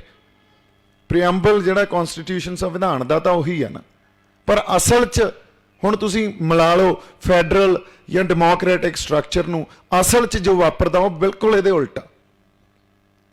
ਸੋ ਅਸੀਂ ਜਿਹੜੀ ਲੜਾਈ ਲੜ ਰਹੇ ਹਾਂ ਉਹ ਆਪਾਂ ਕਿਸੇ ਉਸ ਡੈਮੋਕ੍ਰੈਟਿਕ ਸਿਸਟਮ, ਉਸ ਫੈਡਰਲ ਸਿਸਟਮ, ਉਸ ਸੈਕੂਲਰ ਸਿਸਟਮ ਦੇ ਕੋਈ ਡੋਮੇਨ ਤੋਂ ਬਾਹਰ ਨਹੀਂ ਲੜ ਰਹੇ। ਅਸੀਂ ਲੜਾਈ ਹੀ ਉਹ ਲੜ ਰਹੇ ਹਾਂ ਜਿਹੜਾ ਇਹਨਾਂ ਨੇ ਸੰਵਿਧਾਨ 'ਚ ਲਿਖਤਾ। ਜੇ ਦਿੱਲੀ ਦੀ ਗੱਲ ਕਰੀਏ, ਸੰਵਿਧਾਨ ਵੀ ਉੱਥੇ ਕੁਝ ਬੰਦਿਆਂ ਨੇ ਹੀ ਬਣਾਇਆ ਨਾ, ਸਾਰੇ ਮੁਲਕ ਨੇ, ਸਾਰੇ ਲੋਕਾਂ ਨੇ ਉਹਦੇ 'ਚ ਆਪਦੀ ਸ਼ਮੂਲੀਅਤ ਨਹੀਂ ਕੀਤੀ। ਕੁਝ ਉਸ ਵੇਲੇ ਦੇ ਅਲੀਟ ਨੇ ਉਹਦੇ 'ਚ ਬੜਾ ਕੁਝ ਸੋਧਾਂ ਹੋਣ ਵਾਲੀਆਂ, ਬੜੇ ਵੱਡੇ ਲੈਵਲ ਤੇ ਸੰਵਿਧਾਨ 'ਚ ਸੋਧਾਂ ਹੋਣ ਵਾਲੀਆਂ, ਜਿਹਨੂੰ ਸਾਨੂੰ ਚੈਲੰਜ ਕਰਨਾ ਪਊਗਾ। ਜਦੋਂ ਤੱਕ ਉਸ ਲੈਵਲ ਦੀ ਡੈਮੋਕਰਟਾਈਜੇਸ਼ਨ, ਟੋਟਲ ਡੈਮੋਕਰਟਾਈਜੇਸ਼ਨ ਨਹੀਂ ਹੋਊਗੀ, ਉਦੋਂ ਤੱਕ ਇਹ ਬਾਦਸ਼ਾਹੀ ਸਿਸਟਮ ਹੀ ਆ, ਤਾਨਾਸ਼ਾਹੀ ਜਾਂ ਫਰਸ਼ੀਵਾਦ, ਜਿਹੜੇ ਅੱਜ ਆਪਣੇ ਕਮਿਊਨਿਸਟ ਵੀ ਆ ਕੇ ਜਦੋਂ ਕੋਈ ਮਾੜਾ ਮੋਟਾ ਧੱਕਾ ਹੁੰਦਾ ਤਾਂ ਉਹ ਇਕੱਠੇ ਹੋ ਕੇ ਮੋਮਬੱਤੀਆਂ ਜਾਂ ਫੜ ਕੇ ਮਾਰਚ ਕਰਨਾ ਸ਼ੁਰੂ ਕਰ ਦਿੰਦੇ ਆ ਨਾ। ਗੱਲ ਤਾਂ ਉਹ ਵੀ ਉਹੀ ਕਰ ਰਹੇ ਆ ਵੀ ਫਰਸ਼ੀਵਾਦ। ਸੋ ਗੱਲ ਹੈ ਬਾਈਨਰੀਜ਼ ਜਿਹੜੀਆਂ ਕ੍ਰੀਏਟ ਹੋਈਆਂ, ਇੱਕ ਤਾਂ ਜਿਹੜੀਆਂ ਇਹ ਆਪਸ 'ਚ ਇੱਕ ਵਿਰੋਧਤਾ ਦੀ ਪੋਜੀਸ਼ਨ ਲੈ ਲੈਂਦੀਆਂ, ਇਹ ਬੜੀ ਮਾੜੀ ਗੱਲ ਆ। ਔਰ ਲੜਾਈ ਅੱਜ ਇਸ ਸੰਘਰਸ਼ 'ਚੋਂ ਸਾਨੂੰ ਇਹ ਪਤਾ ਲੱਗ ਗਿਆ ਵੀ ਸਾਡੀ ਲੜਾਈ ਦਿੱਲੀ ਨਾਲ ਆ, ਤੇ ਦਿੱਲੀ ਨਾਲ ਸਾਡੀ ਡੀਸੈਂਟਰਲਾਈਜੇਸ਼ਨ ਆਫ ਪਾਵਰ ਦੀ ਲੜਾਈ ਹੈ। ਜੇ ਪਾਵਰ ਨੂੰ ਇੰਨਾ ਜ਼ਿਆਦਾ ਇਕੱਠਾ ਕਰ ਲੈਣਗੇ, ਫਿਰ ਪਿੰਡ 'ਚ ਰਹਿਣ ਵਾਲੇ ਲੋਕ, ਸ਼ਹਿਰ 'ਚ ਰਹਿਣ ਵਾਲੇ ਲੋਕ, ਸੂਬਿਆਂ 'ਚ ਰਹਿਣ ਵਾਲੇ ਲੋਕ ਆਪਦੀਆਂ ਨੀਤੀਆਂ ਹੀ ਨਹੀਂ ਕੱਢ ਸਕਣਗੇ। ਤੇ ਜੇ ਆਪਦੀਆਂ ਨੀਤੀਆਂ ਨਹੀਂ ਕੱਢ ਸਕਦੇ ਅਸੀਂ, ਫਿਰ ਸਾਡੇ ਕੋਲ ਐਗਰੀਕਲਚਰ ਮਾਡਲ ਕਿੱਥੇ ਆ ਸਾਡਾ? ਉਹ ਤਾਂ ਹੈ ਹੀ ਨਹੀਂ ਨਾ। ਉਹ ਤਾਂ ਪੰਜਾਬ ਤੋਂ ਉਦੋਂ ਲੈ ਗਏ ਜਦੋਂ 1849 ਸਾਡਾ ਆਪਦਾ ਕਿਤੇ ਰਾਜ ਹੁੰਦਾ ਸੀ, ਤੇ ਉਹ ਰਾਜ ਵੀ ਖਾਲਸੇ ਦਾ ਰਾਜ ਕਿਉਂ ਕਿਹਾ ਗਿਆ? ਕਿਉਂਕਿ ਦੇਖੋ, ਸ਼੍ਰੀ ਗੁਰੂ ਗ੍ਰੰਥ ਸਾਹਿਬ ਨੂੰ ਅਸੀਂ ਇੱਕ ਧਰਮ ਜਾਂ ਇੱਕ ਖਿੱਤੇ 'ਚ ਇੱਕ ਕੌਮ ਦਾ ਧਾਰਮਿਕ ਗ੍ਰੰਥ ਆ, ਤੇ ਸਾਡੇ ਗੁਰੂ ਆ, ਉਵੇਂ ਨਾ ਦੇਖੀਏ। ਉਹ ਇੱਕ ਯੂਨੀਵਰਸਲ ਮਾਡਲ ਆ ਜਿਹਦੇ 'ਚ ਗੱਲ ਕੀਤੀ ਗਈ ਆ ਪਰਉਪਕਾਰ ਦੀ, ਜਿਹਦੇ 'ਚ ਸਰਬੱਤ ਦੇ ਭਲੇ ਦੀ ਗੱਲ ਕੀਤੀ ਗਈ ਆ, ਸਾਂਝੀਵਾਲਤਾ ਦੀ ਗੱਲ ਕੀਤੀ ਗਈ ਆ, ਜਿਹਦੇ 'ਚ ਜੇ ਅਸੀਂ ਵਿੱਦਿਆ ਦੀ ਗੱਲ ਕਰਦੇ ਹਾਂ ਤਾਂ ਵਿੱਦਿਆ ਪਰਉਪਕਾਰ ਲਈ, ਵਿੱਦਿਆ ਵਿਚਾਰੀ ਤਾਂ ਪਰਉਪਕਾਰੀ, ਜਿਹਦੇ 'ਚ ਸਬਰ ਤੇ ਸੰਤੋਖ ਦੀ ਗੱਲ ਕੀਤੀ ਗਈ ਆ, ਇੱਕ ਚੰਗਾ ਮਨੁੱਖ ਸਿਰਜਣ ਦੀ ਗੱਲ ਕੀਤੀ ਗਈ ਆ। ਕਿਉਂਕਿ ਮਨੁੱਖ ਸਮਾਜ ਦੀ ਇੱਕ ਮੁੱਢਲੀ ਇਕਾਈ ਆ। ਜਦੋਂ ਤੱਕ ਉਹ ਮਨੁੱਖ ਤੇ ਕੰਮ ਨਹੀਂ ਹੋਊਗਾ, ਅਸੀਂ ਆਪਦੇ ਕਿਰਦਾਰਾਂ ਨੂੰ ਉਹਨਾਂ ਤੇ ਕੰਮ ਨਹੀਂ ਕਰਾਂਗੇ, ਉਦੋਂ ਤੱਕ ਇੱਕ ਚੰਗਾ ਸਮਾਜ ਸਿਰਜਿਆ ਹੀ ਨਹੀਂ ਜਾ ਸਕਦਾ। ਇਹ ਲਾਅ ਬਣਾ ਕੇ ਥੱਕ ਗਏ। ਵੈਸਟਰਨ ਸਿਵਲਾਈਜੇਸ਼ਨ ਨੇ ਦੇਖੋ ਕਿੰਨੇ ਲਾਅ ਬਣਾ ਕੇ, ਕਿੰਨੇ ਉਹਨਾਂ ਨੂੰ ਕਰੜੇ ਤਰੀਕੇ ਨਾਲ ਲਾਗੂ ਕਰ ਥੱਕ ਗਏ, ਪਰ ਹਜੇ ਤੱਕ ਕਿਤੇ ਵੀ ਸਮਾਜ 'ਚ ਕੋਈ ਚੰਗਾ ਸਾਰਥਿਕ ਸਮਾਜ, ਇੱਕ ਮਾੜਾ ਮੋਟਾ ਪਿੰਡ ਹੀ ਉਸਾਰਤਾ ਹੋਵੇ ਜਿੱਥੇ ਕੋਈ ਕ੍ਰਾਈਮ ਨਾ ਹੋਵੇ ਜਾਂ ਇੱਕ ਦੂਜੇ ਨਾਲ ਧੱਕਾ ਨਾ ਹੋਵੇ, ਲਾਲਚ ਨਾ ਹੋਵੇ, ਹੋਇਆ ਹੀ ਨਹੀਂ। ਇਹ ਉਦੋਂ ਤੱਕ ਨਹੀਂ ਹੋ ਸਕਦਾ ਜਦੋਂ ਤੱਕ ਮਨੁੱਖਾਂ ਦੇ ਮਨ ਨੂੰ ਅਸੀਂ ਸੰਬੋਧਨ ਨਹੀਂ ਕਰਦੇ। ਸੋ ਸਾਨੂੰ ਕਿਰਦਾਰਾਂ ਤੇ ਕੰਮ ਕਰਨਾ, ਇਹ ਸ਼੍ਰੀ ਗੁਰੂ ਗ੍ਰੰਥ ਸਾਹਿਬ ਤੋਂ ਸਾਨੂੰ ਸੇਧ ਮਿਲਦੀ ਆ। ਔਰ ਅੱਜ ਪੰਜਾਬ ਆਪਦੀ ਹੋਂਦ ਦੀ ਲੜਾਈ ਲੜ ਰਿਹਾ। ਅਸੀਂ ਸ਼੍ਰੀ ਦਮਦਮਾ ਸਾਹਿਬ ਵੀ ਇਹੀ ਗੱਲ ਕਰ ਰਹੇ ਸੀ, ਜਦੋਂ ਹੋਂਦ ਦੀ ਲੜਾਈ ਲੜ ਰਿਹਾ, ਬਹੁਤ ਬੰਦਿਆਂ ਨੂੰ ਤਾਂ ਇਹ ਗੱਲ ਨਹੀਂ ਸਮਝ ਆਉਂਦੀ ਵੀ ਹੋਂਦ ਤੇ ਗੱਲ ਕਿਵੇਂ ਆ ਗਈ, ਤੇ ਹੋਂਦ ਦੀ ਲੜਾਈ ਕਿਉਂ ਲੜਨੀ ਹੈ ਯਾਰ? ਇਨਸਾਨੀਅਤ ਦੀ ਗੱਲ ਕਰੋ, ਇੱਕ ਯੂਨੀਵਰਸਲਿਜ਼ਮ ਦੀ ਗੱਲ ਕਰੋ। ਤੇ ਇਹ ਗੱਲ ਵੀ ਆਪਾਂ ਨੂੰ ਸਹੀ ਲੱਗਦੀ ਹੈ ਵੀ ਗੱਲ ਤਾਂ ਇਨਸਾਨੀਅਤ ਦੀ ਹੋਣੀ ਚਾਹੀਦੀ ਹੈ, ਪਰ ਇਨਸਾਨੀਅਤ ਜਿਹੜੀ ਆ ਉਹ ਵੀ ਹੋਂਦ 'ਚ ਕਿਵੇਂ ਵੱਸਦੀ ਆ, ਜਾਂ ਉਹ ਸਾਡੀ ਅੱਜ ਆਪਦੀ ਵਿਲੱਖਣਤਾ, ਆਪਦੀ ਪਛਾਣ 'ਚ ਕਿਵੇਂ ਵੱਸਦੀ ਆ, ਇਸ ਵੰਨ-ਸੁਵੰਨਤਾ 'ਚ ਕਿਵੇਂ ਵੱਸਦੀ ਆ। ਇਹ ਕਿਸੇ ਵਿਦਵਾਨ ਨੇ ਗੱਲ ਕਹੀ ਸੀ ਦੈਟ ਜਿਹੜਾ ਯੂਨੀਵਰਸਲਿਜ਼ਮ ਆ ਨਾ, ਇਟ ਰਿਜ਼ਾਈਡਸ ਇਨ ਪਰਟੀਕੂਲਰਲਿਜ਼ਮ। ਪਰਟੀਕੂਲਰਲਿਜ਼ਮ ਜਿਵੇਂ ਆਪਣੀ ਆਪ ਦੀ ਹੋਂਦ ਆ, ਇਹਨੂੰ ਪਰਟੀਕੂਲਰਲਿਜ਼ਮ ਕਹਿੰਦੇ ਆ। ਸਾਰੇ ਦੁਨੀਆ 'ਚ, ਸਾਰੇ ਖਿੱਤੇ 'ਚ, ਇਸ ਧਰਤੀ ਤੇ ਜਾਂ ਇਸ ਮੁਲਕ 'ਚ ਇੱਕੋ ਤਰ੍ਹਾਂ ਦੀ ਕੌਮ ਨਹੀਂ ਪੈਦਾ ਕੀਤੀ ਜਾ ਸਕਦੀ। ਜਿਵੇਂ ਇੱਕੋ ਤਰ੍ਹਾਂ ਦੀ ਫਸਲ ਨਹੀਂ ਲਾਈ ਜਾ ਸਕਦੀ, ਇੱਕੋ ਤਰ੍ਹਾਂ ਦੇ ਫੁੱਲ ਨਹੀਂ ਲਾਏ ਜਾ ਸਕਦੇ, ਉਹਨਾਂ ਨੇ ਹੋਣਾ ਹੀ ਨਹੀਂ। ਜੇ ਹੋਣਗੇ ਤਾਂ ਬੜਾ ਬੋਰਿੰਗ ਹੋ ਜਾਊਗਾ ਸਭ ਕੁਝ। ਸੋ ਇਨਸਾਨੀਅਤ ਵੀ ਜਾਂ ਯੂਨੀਵਰਸਲਿਜ਼ਮ ਵੀ ਸਾਡੀ ਹੋਂਦ ਦੇ ਕਰਕੇ ਹੀ ਬਚਦਾ ਤੇ ਖੂਬਸੂਰਤ ਬਣਦਾ। ਤੇ ਅੱਜ ਜਿਹੜਾ ਦਿੱਲੀ ਜਾਂ ਇੱਕ ਮਾਡਰਨ ਸੁਸਾਇਟੀ ਵੈਸਟ ਤੋਂ ਚੱਲੀ ਹੋਈ ਗੱਲ ਕੀ ਕਰ ਰਹੀ ਆ, ਉਹ ਤੁਹਾਡੇ ਵਿਲੱਖਣਤਾ ਨੂੰ, ਤੁਹਾਡੇ ਸੱਭਿਆਚਾਰ ਨੂੰ, ਕਿਉਂਕਿ ਕਿਸੇ ਵੀ ਪਾਲਿਸੀ ਦੇ ਦੋ ਨੁਕਤੇ ਹੁੰਦੇ ਆ, ਇੱਕ ਉਹਦੇ ਜਾਂ ਦੋ ਪਹਿਲੂ ਹੁੰਦੇ ਆ, ਇੱਕ ਇੰਟਰਨਲ ਤੇ ਐਕਸਟਰਨਲ। ਇੰਟਰਨਲ ਤਾਂ ਜਿਹੜੇ ਆਪਾਂ ਆਪਦੇ ਸਮਾਜ 'ਚ ਜਾਂ ਇਸ ਸਾਰੇ ਦੇਸ਼ ਦੇ ਸਮਾਜ 'ਚ ਸਮਝ ਸਕਦੇ ਹਾਂ। ਐਕਸਟਰਨਲ ਆ ਜਿਹੜੇ ਇੰਟਰਨੈਸ਼ਨਲ ਲੈਵਲ ਤੇ ਉਹ ਕਿਵੇਂ ਮੈਟਰ ਕਰਦੇ ਆ, ਜਾਂ ਉਹਨਾਂ ਦੇ ਕੀ ਪ੍ਰਭਾਵ ਆ, ਜਾਂ ਉੱਥੋਂ ਕੀ ਇੰਪੈਕਟ ਆਉਂਦਾ ਉਸ ਪਾਲਿਸੀ ਤੇ। ਸੋ ਸਾਨੂੰ ਇੰਟਰਨਲ ਤਾਂ ਇਹ ਗੱਲ ਸਾਡੇ ਦੇਸ਼ ਵਾਲੇ ਹੀ ਮੰਨੀ ਬੈਠੇ ਆ, ਦਿੱਲੀ ਵਾਲੇ, ਵੀ ਬਾਕੀ ਵਖਰੇਵੇਂ ਆ ਨਾ ਜਿਹੜੇ ਸੱਭਿਆਚਾਰਕ ਵਖਰੇਵੇਂ, ਇਹਨੂੰ ਖਤਮ ਕਰੋ। ਇੱਥੋਂ ਤੱਕ ਕਿ ਇਕਨੋਮਿਕ ਵਖਰੇਵੇਂ ਵੀ ਖਤਮ ਕਰੋ। ਪੰਜਾਬ ਜ਼ਿਆਦਾ ਪੈਸੇ ਵੀ ਨਾ ਕਮਾ ਜੇ, ਇਹਨਾਂ ਨੂੰ ਐਗਰੀਕਲਚਰ ਤੇ ਹੀ ਰੱਖੋ। ਜੇ ਐਗਰੀਕਲਚਰ ਵੀ ਇਹਨਾਂ ਤੋਂ ਖੇਤੀ ਵੀ ਕਰਾਉਣੀ ਆ ਤਾਂ ਜਿਵੇਂ ਅਸੀਂ ਨੀਤੀ ਘੜਾਂਗੇ ਉਵੇਂ ਹੀ ਕਰਾਓ। ਤੇ ਇੱਥੇ ਸਾਨੂੰ ਕਦੇ ਐਗਰੀਕਲਚਰ ਇਕੋਨਮੀ ਤੋਂ ਅਸੀਂ ਜੇ ਇੰਡਸਟਰੀ ਇਕੋਨਮੀ ਦੇ ਵੱਲ ਗਏ ਆ, ਉਹ ਕਦੇ ਮਿਲੀ ਹੋਈ ਨਹੀਂ।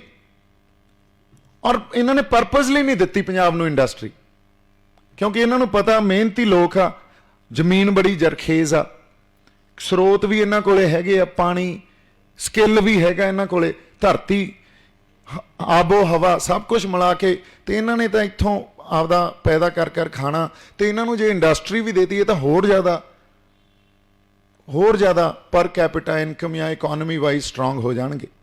ਤੇ ਉਹ ਵੀ ਇੱਕ ਵਖਰੇਵਾਂ ਜਿਹੜੀ ਕਦੇ ਨਹੀਂ ਸਰਕਾਰ ਚਾਹੁੰਦੀ, ਕਿਉਂਕਿ ਉਹਨਾਂ ਨੂੰ ਐਂ ਲੱਗਦਾ ਵੀ ਜਿੱਥੋਂ ਦੇ ਲੋਕ ਜੇ ਜ਼ਿਆਦਾ ਪੜ੍ਹ ਲਿਖ ਗਏ ਤੇ ਜ਼ਿਆਦਾ ਉਹ ਇਕੋਨਮੀ ਵਾਈਜ਼ ਸਟਰੋਂਗ ਹੋ ਗਏ ਤਾਂ ਇਹਨਾਂ ਨੂੰ ਐਂ ਲੱਗਣ ਲੱਗ ਜੂਗਾ ਵੀ ਬਾਕੀ ਦੇਸ਼ ਇਹਨਾਂ ਤੇ ਭਾਰ ਆ, ਤੇ ਇਹਨਾਂ 'ਚ ਉਹ ਵੀ ਸਾਨੂੰ ਵੱਖ ਕਰੋ ਵਾਲੀ ਗੱਲ ਆ ਜੂਗੀ। ਇਹ ਇਹਨਾਂ ਦੀ ਸੋਚ ਆ, ਔਰ ਹੋ ਸਕਦਾ ਆ ਵੀ ਜਾਂਦੀ ਹੋਵੇ ਕਿਤੇ। ਪਰ ਪੰਜਾਬ ਦੀ ਧਰਤੀ ਜਿਹੜੇ ਸਿਧਾਂਤ ਤੇ ਖੜੀ ਆ, ਜਿਹੜੇ ਸ਼੍ਰੀ ਗੁਰੂ ਗ੍ਰੰਥ ਸਾਹਿਬ ਦਾ ਪਹਿਰਾ ਸਾਡੇ ਤੇ, ਸਾਨੂੰ ਉਦੋਂ ਹੀ ਉਹ ਤਾੜ ਦਿੰਦਾ ਵੀ ਯਾਰ ਸਿੱਖ ਤਾਂ ਆਏ ਨਹੀਂ ਹੋ ਸਕਦਾ, ਜਾਂ ਪੰਜਾਬੀ ਆਏ ਨਹੀਂ ਹੋ ਸਕਦਾ, ਜਾਂ ਗੁਰੂ ਨਾਨਕ ਸਾਹਿਬ ਉਦੋਂ ਹੀ ਉਹ ਪਹਿਰਾਦਾਰੀ ਅਸੀਂ ਕਿਵੇਂ ਭੁੱਲ ਜਾਂਗੇ ਵੀ ਅਸੀਂ ਤਾਂ ਆਏ ਨਹੀਂ ਹੋ ਸਕਦੇ। ਫਿਰ ਸਰਵਿਸ, ਉਦੋਂ ਬਾਅਦ ਗੱਲ ਅਗਲੀ ਤੁਰਦੀ ਹੈ ਜਿਸ ਐਗਰੀਕਲਚਰ ਇਕੋਨਮੀ ਤੋਂ ਇੰਡਸਟਰੀ ਤੋਂ ਸਰਵਿਸ ਇਕੋਨਮੀ। ਅਸੀਂ ਸਰਵਿਸ ਇਕੋਨਮੀ ਵੀ ਨਹੀਂ ਆ, ਤੇ ਅੱਜ ਸਾਡੀ ਐਗਰੀਕਲਚਰ ਇਕੋਨਮੀ ਤੇ ਵੀ ਆ ਕੇ ਇਹਨਾਂ ਨੇ ਡਾਕਾ ਮਾਰ ਲਿਆ।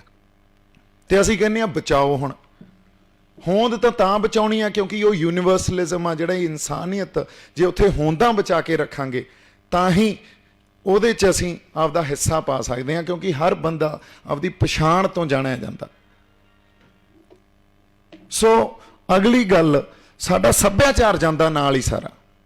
ਅੱਜ ਜੇ ਸਾਡੇ ਤੋਂ ਸਾਡੀ ਧਰਤੀ ਜਾਂਦੀ ਆ ਤਾਂ, ਔਰ ਇਹ ਕਾਨੂੰਨਾਂ ਨਾਲ ਸਾਡੀ ਧਰਤੀ, ਇਹ ਐਂ ਗੱਲ ਹੋ ਗਈ ਵੀ ਜਿਵੇਂ ਅੰਬਾਨੀ ਨੂੰ ਕਹਿਤਾ, ਅਦਾਨੀ ਨੂੰ ਬਿਠਾ ਕੇ ਵੀ ਪੰਜਾਬ ਤੁਹਾਨੂੰ ਵੇਚਤਾ, ਵੀ ਜਾਓ ਹੁਣ ਜੋ ਉੱਥੇ ਕਰਨਾ ਆਪਦਾ ਡੋਮੀਨੇਸ਼ਨ, ਆਪਦਾ ਗਲਬਾ ਪਾ ਲਓ। ਤੇ ਜਿਵੇਂ ਮੈਂ ਕਿਹਾ, ਆਪਾਂ ਪ੍ਰਚਾਰ ਕਰਕੇ ਨਹੀਂ ਸੱਦੇ ਬੰਦੇ, ਇਹ ਉਹੀ ਰੂਹਾਂ ਜਿਹੜੀਆਂ ਆਵਾਜ਼ ਬੁਲੰਦ ਕਰਨੀਆਂ ਚਾਹੁੰਦੀਆਂ ਤੇ ਜਿਹੜਾ ਪੰਜਾਬ ਦੇ ਦਰਦ ਆਪਦੇ ਅੰਦਰ ਸਾਂਭੀ ਬੈਠੀਆਂ।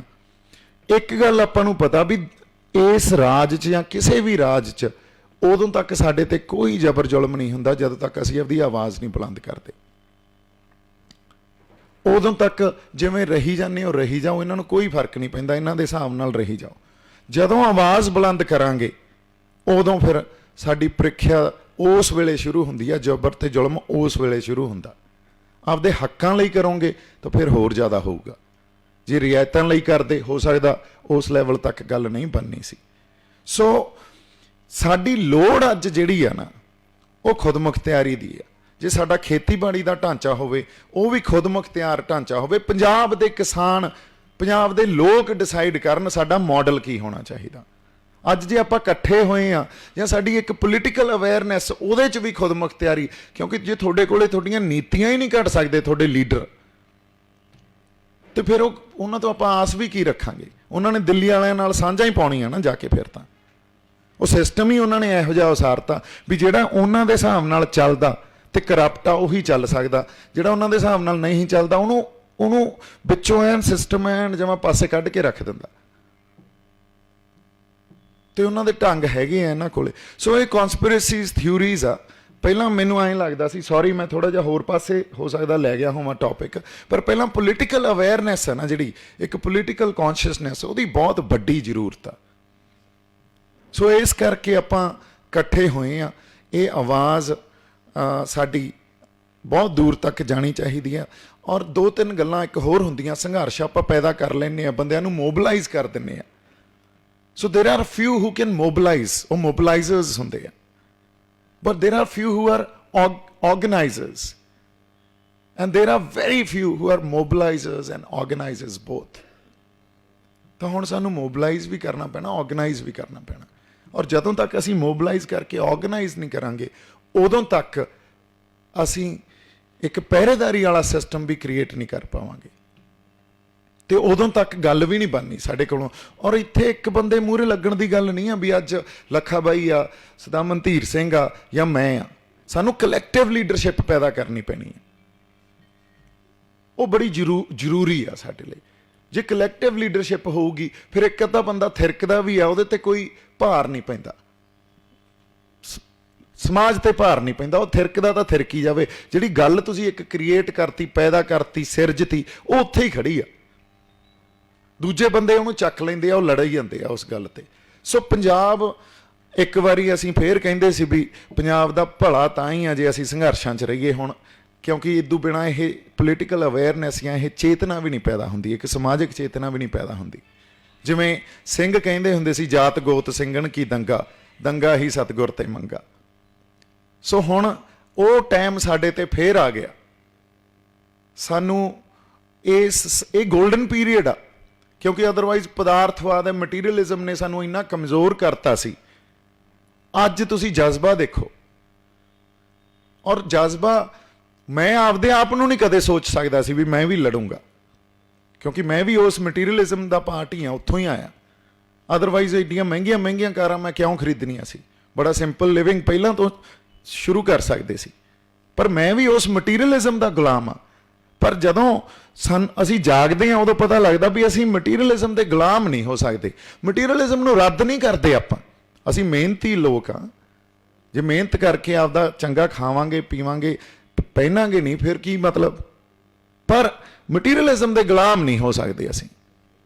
ਸੋ ਇਸ ਕਰਕੇ ਹੁਣ ਜਿੰਨੀਆਂ ਕੁ ਗੱਲਾਂ ਮੇਰੇ ਮਨ 'ਚ ਸੀ ਜਾਂ ਬਿਨਾਂ ਕਿਸੇ ਪਲੈਨਿੰਗ ਤੋਂ ਗੱਲ ਖੇਤੀਬਾੜੀ ਦੀ ਕਰਨੀ ਸੀ, ਉਹ ਖੇਤੀਬਾੜੀ ਮਾਡਲ ਉਸਾਰਨ ਤੋਂ ਪਹਿਲਾਂ ਇੱਕ ਪੋਲੀਟੀਕਲ ਅਵੇਅਰਨੈਸ ਤੇ ਖੇਤੀਬਾੜੀ ਮਾਡਲ ਕਿਉਂ ਚਾਹੀਦਾ ਤੇ ਸਰਕਾਰ ਕੀ ਕਰ ਰਹੀ ਆ, ਇਹਨਾਂ ਗੱਲਾਂ ਦੀ ਸਮਝ ਹੋਣਾ ਸਾਡੇ ਲਈ ਮੇਰੇ ਖਿਆਲ 'ਚ ਬੜਾ ਜ਼ਰੂਰੀ ਆ। ਸੋ ਮੇਰੇ ਵੱਲੋਂ ਬਹੁਤ ਸਾਰਾ ਪਿਆਰ ਤੇ ਸਤਿਕਾਰ। ਕਿਸੇ ਦੇ ਸੁਝਾਅ ਹੋਣ, ਬਾਈ ਤੁਸੀਂ ਵੀ ਦੋ ਕੁ ਗੱਲਾਂ ਪਲੀਜ਼ ਆਓ ਕਰੋ, ਦੋ ਕੁ ਗੱਲਾਂ 5 ਮਿੰਟ ਹੀ। ਆ ਜਾਓ ਆ ਜਾਓ ਆ ਜਾਓ ਆ ਜਾਓ ਆ ਜਾਓ ਕਰਾਂ। ਹਾਂਜੀ, ਦੇਸ਼ ਪੰਜਾਬ ਤੇ ਪੰਜਾਬੀਅਤ ਦੇ ਵਾਰਸੋ, ਮੈਨੂੰ ਤਾਂ ਐਂ ਲੱਗਦਾ ਸੀ ਵੀ ਅੱਜ ਸੁਣ ਕੇ ਆਈਏ। ਮੈਂ ਤਾਂ ਸੁਣਨਾ ਚਾਹੁੰਦਾ ਸੀ, ਚਲੋ ਮੈਂ 2-4 ਮਿੰਟ ਹੀ ਲਾਉਣੇ ਆ। ਵਾਰ-ਵਾਰ ਜਿਹੜੀ ਗੱਲ ਮੈਨੂੰ ਲੱਗਦਾ ਕਿ ਇੱਕੋ ਹੀ ਉੱਭਰ ਕੇ ਆਉਂਦੀ ਆ ਕਿ ਪੰਜਾਬ ਨੂੰ ਕਿਵੇਂ ਬਚਾਉਣਾ। ਕਿਹਾ ਗਿਆ ਕਿ ਪੰਜਾਬ ਦੇ ਖਿਲਾਫ ਜਿਹੜੀਆਂ ਸਾਜ਼ਿਸ਼ਾਂ ਨੇ ਉਹ ਕੋਈ ਨਵੀਂ ਗੱਲ ਨਹੀਂ ਹੈਗੀ। ਲੰਬੇ ਸਮੇਂ ਤੋਂ ਪੰਜਾਬ ਨੂੰ, ਪੰਜਾਬੀਅਤ ਨੂੰ, ਇਸ ਪੰਜਾਬੀ ਖਿੱਤੇ ਨੂੰ, ਇੱਥੋਂ ਦੇ ਸੱਭਿਆਚਾਰ ਨੂੰ, ਇਸ ਸੱਭਿਅਤਾ ਨੂੰ ਜਿਹੜੀ ਮਾਰਨ ਦੀਆਂ ਕੋਸ਼ਿਸ਼ਾਂ ਹੋ ਰਹੀਆਂ ਨੇ, ਉਸ ਫਲਸਫੇ ਨੂੰ, ਜਿਹੜੀ ਸਮੁੱਚੀ ਮਾਨਵਤਾ ਦੀ ਭਲਾਈ ਦੀ ਗੱਲ ਕਰਨ ਵਾਲਾ ਫਲਸਫਾ ਹੋਵੇ, ਉਸ ਫਲਸਫੇ ਨੂੰ ਕਿਵੇਂ ਖਤਮ ਕਰਨਾ ਹੈ, ਇਹ ਲੰਬੇ ਸਮੇਂ ਦੀਆਂ ਚਾਲਾਂ ਨੇ। ਪਰ ਹੁਣ ਆਪਣੀ ਬਦਕਿਸਮਤੀ ਇਹ ਦੇਖੋ ਪੰਜਾਬ ਵਾਲਿਆਂ ਦੀ ਕਿ ਸਮਾਜਿਕ ਤੌਰ ਤੇ ਦੇਖ ਲਓ, ਸਿਆਸੀ ਤੌਰ ਤੇ ਦੇਖ ਲਓ, ਧਾਰਮਿਕ ਤੌਰ ਤੇ ਦੇਖ ਲਓ, ਤਾਂ ਮੈਨੂੰ ਲੱਗਦਾ ਕਿ ਆਪਾਂ ਇਕੱਠੇ ਨਹੀਂ ਹੋ ਪਾਉਂਦੇ। ਪਤਾ ਨਹੀਂ ਆਪਣੇ 'ਚ ਕਿੰਨਾ ਹੰਕਾਰ ਹੈ ਇਹ ਆਪਣਾ, ਜਾਂ ਆਪਾਂ ਨੂੰ ਐਂ ਲੱਗਦਾ ਹੁੰਦਾ ਕਿ ਯਾਰ ਆਪਾਂ ਕਿਉਂ ਇੱਕ ਦੂਜੇ ਦੇ ਥੱਲੇ ਲੱਗਣਾ ਹੈ, ਜਾਂ ਹਰ ਬੰਦੇ ਨੂੰ ਲੱਗਦਾ ਹੁੰਦਾ ਯਾਰ ਮੈਂ ਇਹਦੇ ਨਾਲੋਂ ਬਿਹਤਰ ਹਾਂ। ਤਾਂ ਇਹ ਗੱਲਾਂ ਬੜੇ ਸਮੇਂ ਤੋਂ ਪੰਜਾਬ ਨਾਲ ਹੋ ਰਹੀਆਂ ਨੇ। ਇਸੇ ਕਰਕੇ ਪੰਜਾਬ ਨੂੰ ਕੋਈ ਚੰਗੇ ਆਗੂ ਜਿਹੜੇ ਹਾਲੇ ਤੱਕ ਮੈਨੂੰ ਲੱਗਦਾ ਕਿ ਬਹੁਤ ਥੋੜ੍ਹੇ ਮਿਲੇ ਨੇ ਹਰ ਖੇਤਰ ਦੇ ਵਿੱਚ। ਤਾਂ ਮੈਂ ਕੱਲ੍ਹ ਦੇਖ ਰਿਹਾ ਸੀ ਕਿ ਸ਼੍ਰੋਮਣੀ ਗੁਰਦੁਆਰਾ ਪ੍ਰਬੰਧਕ ਕਮੇਟੀ 100 ਸਾਲ ਉਹਦਾ ਮਨਾਇਆ ਗਿਆ ਪਰਸੋਂ। ਤਾਂ ਕਿਸੇ ਨੇ ਬੜਾ ਸੋਹਣਾ ਲਿਖਿਆ ਕਿ ਯਾਰ 100 ਸਾਲ ਹੀ ਸ਼੍ਰੋਮਣੀ ਕਮੇਟੀ ਨੂੰ ਹੋ ਗਿਆ ਤੇ 100 ਸਾਲ ਹੀ ਆਰਐਸ ਨੂੰ ਹੋ ਗਿਆ। 100 ਤੋਂ ਘੱਟ ਹੋਏ ਹੋਣੇ ਆ, ਮਤਲਬ 20 ਚ ਸ਼੍ਰੋਮਣੀ ਕਮੇਟੀ ਤੇ ਮਤਲਬ 25 ਦੇ ਵਿੱਚ ਆਰਐਸ ਹੋਣ ਚਾਹੀਏ। 95 ਸਾਲ ਜਾਂ 96 ਸਾਲ ਹੋਏ ਹੋਣੇ ਆ। ਤਾਂ ਉਹ ਤਾਂ 100 ਸਾਲ ਦੇ ਵਿੱਚ ਉਹਨਾਂ ਨੇ ਰਾਜ ਭਾਗ ਸਾਂਭ ਲਿਆ, ਕਾਬਜ ਹੋ ਗਏ ਪੂਰੇ ਮੁਲਕ ਤੇ। ਪਰ ਸਾਡਾ ਜਿਹੜਾ ਨਿਘਾਰ ਆ ਉਹ ਦਿਨੋਂ ਦਿਨ ਆਉਂਦਾ ਗਿਆ। ਤਾਂ ਹੁਣ ਆਪਾਂ ਇੱਥੇ ਇੰਨੇ ਸਾਰੇ ਬੈਠੇ ਆ, ਤਾਂ ਜੇ ਸਾਨੂੰ ਇਹ ਲੱਗਦਾ ਕਿ ਯਾਰ ਕੋਈ ਇੱਕ ਬੰਦਾ ਅੱਗੇ ਲਾ ਕੇ, ਕੋਈ 2 ਬੰਦੇ, ਕੋਈ 10 ਬੰਦੇ ਅੱਗੇ ਲਾ ਕੇ ਪੰਜਾਬ ਨੂੰ ਸੁਧਾਰ ਦੇਣਗੇ ਜਾਂ ਪੰਜਾਬ ਨੂੰ ਬਚਾ ਲੈਣਗੇ, ਤਾਂ ਮੈਨੂੰ ਲੱਗਦਾ ਇਹ ਸੰਭਵ ਨਹੀਂ ਹੈਗਾ। ਇਹ ਤਾਂ ਹਰ ਬੰਦੇ ਨੂੰ ਸੋਚਣਾ ਪੈਂਦਾ। ਮੈਂ ਛੋਟੀ ਜਿਹੀ ਉਦਾਹਰਨ ਦਿੰਦਾ ਤੁਹਾਨੂੰ। ਇੱਥੇ ਡਾਕਟਰ ਨਾਲ ਰੌਲਾ ਪਿਆ, ਤੁਸੀਂ ਸਾਰੇ ਆਪਣੇ ਸ਼ਹਿਰ ਵਾਲੇ ਬਠਿੰਡੇ ਵਾਲੇ ਬੈਠੇ ਹੋ, 3 ਸਾਲ ਦਾ ਹੋ ਰੌਲਾ, 2 ਸਾਲ ਦਾ ਰੌਲਾ, ਪਰਚੇ ਵੀ ਮੇਰੇ ਤੇ ਹੋ ਗਏ। ਮੈਂ ਇੱਥੇ ਲੋਕਾਂ ਨੂੰ ਲਾਮਬੰਦ ਕਰਨ ਦੀ ਕੋਸ਼ਿਸ਼ ਕੀਤੀ। ਮੈਂ ਕਿਹਾ ਯਾਰ ਤੁਸੀਂ ਆਪਣੇ ਹੱਕ ਲਈ ਤਾਂ ਬੋਲੋ। ਮੈਂ ਵੀ ਤੁਹਾਡੇ ਵਰਗਾ ਹੀ ਹਾਂ, ਤੁਹਾਡੇ ਨਾਲ ਖੜਦਾ ਆ ਕੇ। ਮੈਨੂੰ ਕੀ ਹੋ ਗਿਆ? ਤਾਂ ਕੋਈ ਬੰਦਾ ਇੱਥੇ ਬੋਲਣ ਨੂੰ ਤਿਆਰ ਨਹੀਂ ਹੈਗਾ। ਅੱਜ ਪੰਜਾਬ ਦੀ ਹਾਲਤ ਇਹ ਹੋ ਚੁੱਕੀ ਆ ਵੀ ਕੋਈ ਬੰਦਾ ਉਹਦੇ ਖਿਲਾਫ ਧੱਕਾ ਹੋਈ ਜਾਵੇ, ਜ਼ੁਲਮ ਹੋਈ ਜਾਵੇ, ਜੋ ਮਰਜ਼ੀ ਮਾੜਾ ਹੋਈ ਜਾਵੇ, ਬੋਲਣ ਨੂੰ ਕੋਈ ਤਿਆਰ ਨਹੀਂ ਇੱਥੇ। ਕਹੀ ਮੇਰੇ ਵਰਗਾ ਲੱਖ ਜਾਵੇ, ਮਾੜਾ ਜਿਹਾ ਕਿਸੇ ਨੂੰ ਕੋਈ ਪੁਲਿਸ ਵਾਲੇ ਦਾ ਫੋਨ ਆ ਜੇ, ਕੋਈ ਸਿਆਸੀ ਬੰਦੇ ਦਾ ਦਬਕਾ ਵੱਜ ਜੇ, ਸਾਰੇ ਚੁੱਪ ਹੋ ਜਾਂਦੇ ਆ। ਜਾਂ ਵੈਸੇ ਸਾਡੀ ਆਦਤ ਜੀ ਇਹ ਬਣ ਗਈ ਕਿ ਅਸੀਂ ਬਹੁਤ ਰੌਲਾ ਪਾਉਂਦੇ ਆ ਯਾਰ ਵੀ ਅਸੀਂ ਇੱਕ ਇਨਕਲਾਬ ਲੈ ਕੇ ਆਉਣਾ, ਅਸੀਂ ਕੋਈ ਸਿਆਸੀ ਬਦਲਾਅ ਲਿਆਉਣਾ, ਧਾਰਮਿਕ ਬਦਲਾਅ ਲਿਆਉਣਾ, ਅਸੀਂ ਪੰਜਾਬ ਨੂੰ ਬਚਾਉਣਾ। ਪਰ ਇੱਥੇ ਆਪੋ ਆਪਣੇ ਅੰਦਰ ਆਪਾਂ ਝਾਤ ਮਾਰ ਕੇ ਦੇਖ ਲਈਏ ਵੀ ਕਿੰਨੇ ਕੁ ਅਸੀਂ ਰੋਜ਼ਮਰਾ ਦੀ ਜ਼ਿੰਦਗੀ ਦੇ ਵਿੱਚ ਬਹੁਤ ਘਟਨਾਵਾਂ ਸਾਡੇ ਨਾਲ ਵਾਪਰਦੀਆਂ ਨੇ, ਜਿੱਥੇ ਕਦੇ ਮਾੜਾ ਹੋਈ ਜਾਂਦਾ ਹੁੰਦਾ, ਧੱਕਾ ਹੋਈ ਜਾਂਦਾ ਹੁੰਦਾ, ਕੁਦਰਤ ਨਾਲ ਖਿਲਵਾੜ ਹੋਈ ਜਾਂਦਾ ਹੁੰਦਾ। ਤਾਂ ਮੈਨੂੰ ਨਹੀਂ ਲੱਗਦਾ ਕਿ ਉੱਥੇ ਅਸੀਂ ਖੜਦੇ ਹੋਵਾਂਗੇ। ਅਸੀਂ ਚੁੱਪ ਕਰਕੇ ਪਾਸਾ ਵੱਟ ਕੇ ਲੰਘਣ ਵਾਲਿਆਂ ਚੋਂ ਆ ਵੀ ਛੱਡ ਯਾਰ, ਆਪਾਂ ਕੀ ਲੈਣਾ ਐ। ਫਿਰ ਇਨਕਲਾਬ ਨਹੀਂ ਆਉਂਦੇ ਹੁੰਦੇ, ਇਹ ਤਾਂ ਗੱਲਾਂ ਹੀ ਨੇ। ਠੀਕ ਹੈ, ਸਾਡੀ ਆਦਤ ਜੀ ਇੱਕ ਬਣ ਗਈ, ਜਦੋਂ ਕੋਈ ਆ ਕੇ ਚਾਰ ਬੁਲਾਰੇ ਚੰਗੀਆਂ ਪੰਜਾਬ ਦੀਆਂ ਗੱਲਾਂ ਕਰਦੇ ਨੇ ਤਾਂ ਸਾਡੇ ਲੋਕਾਂ ਨੂੰ ਲੱਗਣ ਲੱਗ ਜਾਂਦਾ ਵੀ ਇਹ ਬੰਦਾ ਬਹੁਤ ਪੰਜਾਬ ਦਾ ਦਰਦ ਚੱਕੀ ਫਿਰਦਾ ਤੇ ਇਹ ਹੁਣ ਪੰਜਾਬ ਦਾ ਭਲਾ ਕਰੂਗਾ। ਅਸੀਂ ਉਹਦੇ ਮਗਰ ਹੋ ਜਾਂਦੇ ਆ।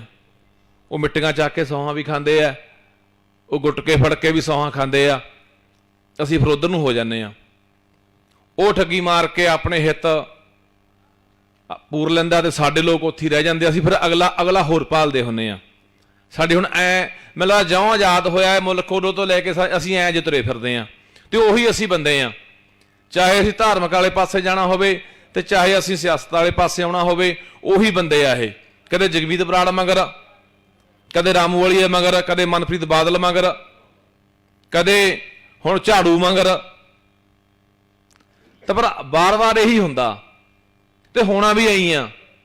ਇਹ ਮੈਨੂੰ ਨਹੀਂ ਲੱਗਦਾ ਕਿ ਜੇ ਤੁਸੀਂ ਕੋਈ ਕੱਲ ਨੂੰ ਸਰਕਾਰ ਵੀ ਬਦਲ ਦਿੰਦੇ ਹੋ, ਕੋਈ ਚੰਗੇ ਬੰਦੇ ਲਿਆਉਨੇ ਹੋ, ਮੰਨ ਲੈਂਦੇ ਆ ਵੀ ਚਲ ਚੰਗੇ ਬੰਦੇ ਸਿਆਸਤ 'ਚ ਲਿਆਂਦੇ ਭਾਈ, ਆਪਾਂ ਕਹਿੰਦੇ ਆ ਆਪਾਂ ਪੰਜਾਬ ਨੂੰ ਬਚਾਉਣਾ, ਇੱਕ ਵਾਰੀ ਆਪਾਂ ਸਿਆਸਤੀ ਤੌਰ ਤੇ ਤਕੜੇ ਹੋਈਏ ਜੇ ਆਪਾਂ ਦਿੱਲੀ ਨੂੰ ਟੱਕਰ ਦੇਣੀ ਆ, ਤਾਂ ਇਹ ਭੁਲੇਖਾ ਕੱਢ ਦਿਓ ਵੀ ਇੱਥੇ ਕੋਈ ਬਦਲਾਅ ਆਉਣ ਵਾਲਾ। ਮੈਨੂੰ ਤਾਂ ਲੱਗਦਾ ਨਹੀਂ। ਇਹ ਆਪਾਂ ਬਹੁਤ ਤਜਰਬੇ ਕਰ ਕਰਕੇ ਦੇਖ ਲਏ ਆ।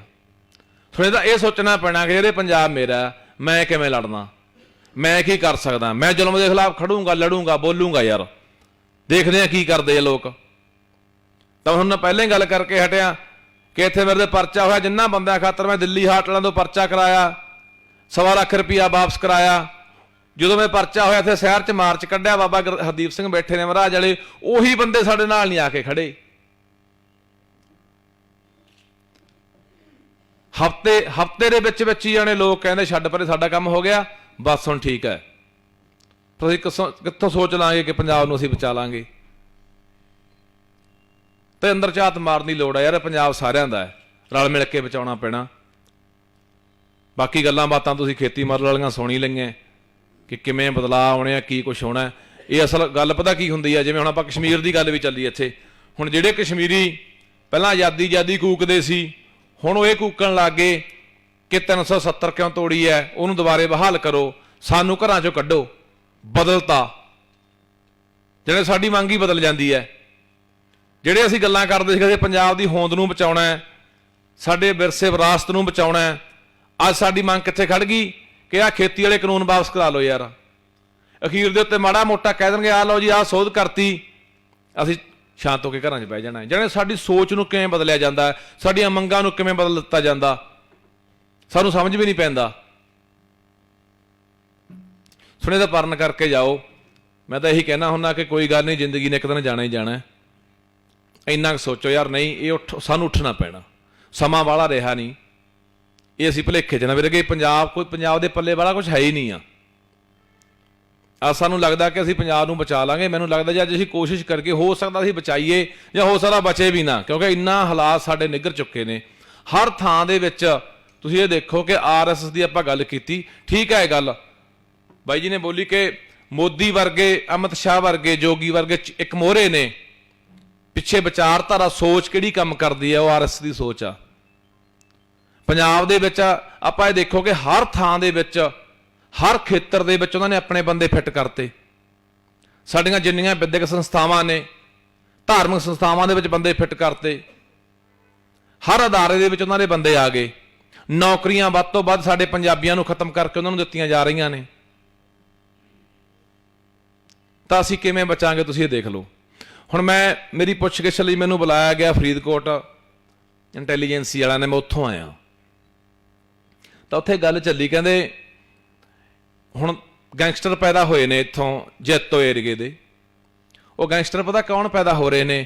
ਜਿਹੜੇ ਬਾਹਰੋਂ ਪ੍ਰਵਾਸ ਕਰਕੇ ਇੱਥੇ ਆਏ ਨੇ ਪੰਜਾਬ ਦੇ ਵਿੱਚ, ਬਿਹਾਰ ਦੇ ਨੇ ਮੁੰਡੇ, ਉਹ ਜੈਤੋ ਰਹਿੰਦੇ ਆ। ਹੁਣ ਉਹ ਜਿਹੜਾ ਸਾਨੂੰ ਉਹ ਵੀ ਤਾਣਾ ਬਾਣਾ ਸਮਝਣਾ ਪੈਣਾ ਕਿ ਕਿਉਂ ਹੋ ਰਿਹਾ, ਕਿਵੇਂ ਹੋ ਰਿਹਾ। ਜੇ ਅਸੀਂ ਸਿਰ ਸੱਟ ਕੇ ਜੁਰੇ ਫਿਰਾਂਗੇ ਵੀ ਠੀਕ ਆ ਯਾਰ ਕੋਈ ਗੱਲ ਨਹੀਂ, ਦੇਖਦੇ ਆ ਕਿ ਸਰਕਾਰ ਬਦਲ ਕੇ ਦੇਖ ਲਓ ਕੀ ਆ, ਕੋਈ ਫਾਇਦਾ ਹੋ ਜੇ। ਸਰਕਾਰਾਂ ਕੌਣ ਨੇ? ਚਲਾਉਣ ਵਾਲੇ ਲੋਕ ਕੌਣ ਨੇ? ਅਫਸਰਸ਼ਾਹੀ, ਜਿਹੜੀ ਬਿਊਰੋਕ੍ਰੇਸੀ ਬੈਠੀ ਹੈ, ਬਿਊਰੋਕਰੇਟ ਲੋਕ ਨੇ। ਤੁਹਾਨੂੰ ਲੱਗਦਾ ਕਿ ਅੱਜ ਆਪਾਂ ਕਹਿੰਦੇ ਕਾਂਗਰਸ ਦੀ ਸਰਕਾਰ ਆ, ਕੱਲੇ ਮੁੱਖ ਮੰਤਰੀ ਤੋਂ ਬਿਨਾ ਕਿਸੇ ਹੋਰ ਬੰਦੇ ਦੀ ਸੁਣਵਾਈ ਹੋ? ਮੈਨੂੰ ਤਾਂ ਲੱਗਦੀ ਨਹੀਂ, ਅਫਸਰਾਂ ਦੀ ਸੁਣੀ ਜਾਂਦੀ ਆ। ਉਹ ਕੌਣ ਨੇ? ਉਹ ਇਹਨਾਂ ਦੇ ਬੰਦੇ ਨੇ। ਹੁਣ ਯੂਨੀਵਰਸਿਟੀ ਦੀ ਆਪਾਂ ਗੱਲ ਕਰਦੇ ਹਾਂ, ਚੰਡੀਗੜ੍ਹ ਦੀ, ਖੋ ਹੀ ਚੁੱਕੇ ਨੇ ਉਹ। ਸੈਂਟਰ ਨੇ, ਕੇਂਦਰ ਨੇ ਆਪਦੇ ਹੱਥ 'ਚ ਕਰ ਲਿਆ। ਵਾਈਸ ਚਾਂਸਲਰ ਬਨਾਰਸ ਤੋਂ ਲਿਆ ਕੇ RS ਦਾ ਬੰਦਾ ਲਾਇਆ ਗਿਆ, ਵਿਜੇ ਕੁਮਾਰ, ਉੱਥੇ। ਹੁਣ ਉਹ ਆਪਾਂ ਦੇਖ ਲਓ ਵੀ ਜਿਵੇਂ ਆਪਣੇ ਸੈਂਟਰ ਯੂਨੀਵਰਸਿਟੀ ਚਲੇ ਜਾਓ ਇੱਥੋਂ ਵਾਲ ਗਈ, ਤੁਸੀਂ ਉੱਥੋਂ ਦਾ ਮਾਹੌਲ ਦੇਖ ਲਓ ਕੀ ਹੈ। ਲੱਗਦੇ ਨੇ ਯੂਨੀਵਰਸਿਟੀ ਦੇ ਵਿੱਚ ਜਾ ਕੇ ਵੀ ਆਪਾਂ ਪੰਜਾਬ ਦੀ ਕਿਸੇ ਯੂਨੀਵਰਸਿਟੀ ਦੇ ਉੱਤੇ ਫਿਰਦੇ ਹਾਂ। ਉਹਨਾਂ ਨੇ ਕਿੰਨੀ ਸਕੀਮ ਨਾਲ, ਕਿੰਨੀ ਸਾਜ਼ਿਸ਼ ਦੇ ਨਾਲ, ਕਿੰਨੀ ਚਲਾਕੀ ਦੇ ਨਾਲ ਸਾਡਾ ਸਾਰਾ ਤਾਣਾ ਬਾਣਾ ਬਦਲਤਾ। ਸਾਡੀ ਨੌਜਵਾਨੀ ਨਾ ਇੱਧਰ ਨੂੰ ਧਿਆਨ ਆ। ਮੈਂ ਤਾਂ ਜਿਹਨੂੰ ਪੁੱਛਦਾ ਹੁੰਦਾ ਕੀ ਕਰਨਾ, ਕੈਨੇਡਾ ਜਾਣਾ, ਫਾਈਲ ਲੱਗੀ ਵੀ ਆ, ਆਈਲੈਟਸ ਕਰਨ ਲੱਗੀ ਵੀ ਆ ਮੇਰੇ ਘਰ ਵਾਲੀ, ਬਸ ਉਦੋਂ ਬਾਅਦ ਤਿਆਰੀ ਆ। ਫਿਰ ਆਪਾਂ ਕਿੱਥੋਂ? ਮੈਨੂੰ ਤਾਂ ਲੱਗਦਾ ਨਹੀਂ ਕਹਾਣੀ ਸੂਤ ਆਉਣ ਵਾਲੀ ਹੈ। ਕੱਲਾ ਲੋਕਾਂ ਦੇ ਜਵਾਕ ਹੈ, ਜਿੰਦੇ ਲੱਗੀ ਜਾਂਦੇ ਆ। ਜ਼ਮੀਨਾਂ ਅਸੀਂ ਵਿਕਾਊ ਕਰੀ ਬੈਠੇ ਆ। ਹਰ ਬੰਦਾ ਬਾਹਰ ਕੈਨੇਡਾ ਅਮਰੀਕਾ ਭੱਜ ਜਾਣਾ ਚਾਹੁੰਦਾ, ਕੋਈ ਰਹਿਣੇ ਨਹੀਂ ਚਾਹੁੰਦਾ ਪੰਜਾਬ 'ਚ। ਤਾਂ ਉੱਤੋਂ ਹੀ ਆ ਫੇਸਬੁੱਕ ਤੇ ਕਮੈਂਟ ਕਰਨ ਵਾਲੇ ਹੁੰਦੇ ਆ, ਬਾਈ ਤੁਹਾਡੇ ਨਾਲ ਆ, ਚੱਕ ਦਿਆਂਗੇ ਫੱਟੇ। ਬਹੁਤ ਦਰਦ ਆ ਪੰਜਾਬ ਦਾ। ਰਹਿ ਕੇ ਕੋਈ ਇੱਥੇ ਰਾਜੀ ਨਹੀਂ, ਲੜੂਗਾ ਫਿਰ ਕੌਣ? ਆ ਦੁਆਬੇ ਨਹੀਂ ਜਾਈਦਾ, ਘਰਾਂ ਨੂੰ ਜਿੰਦੇ ਲੱਗੇ ਪਏ ਆ।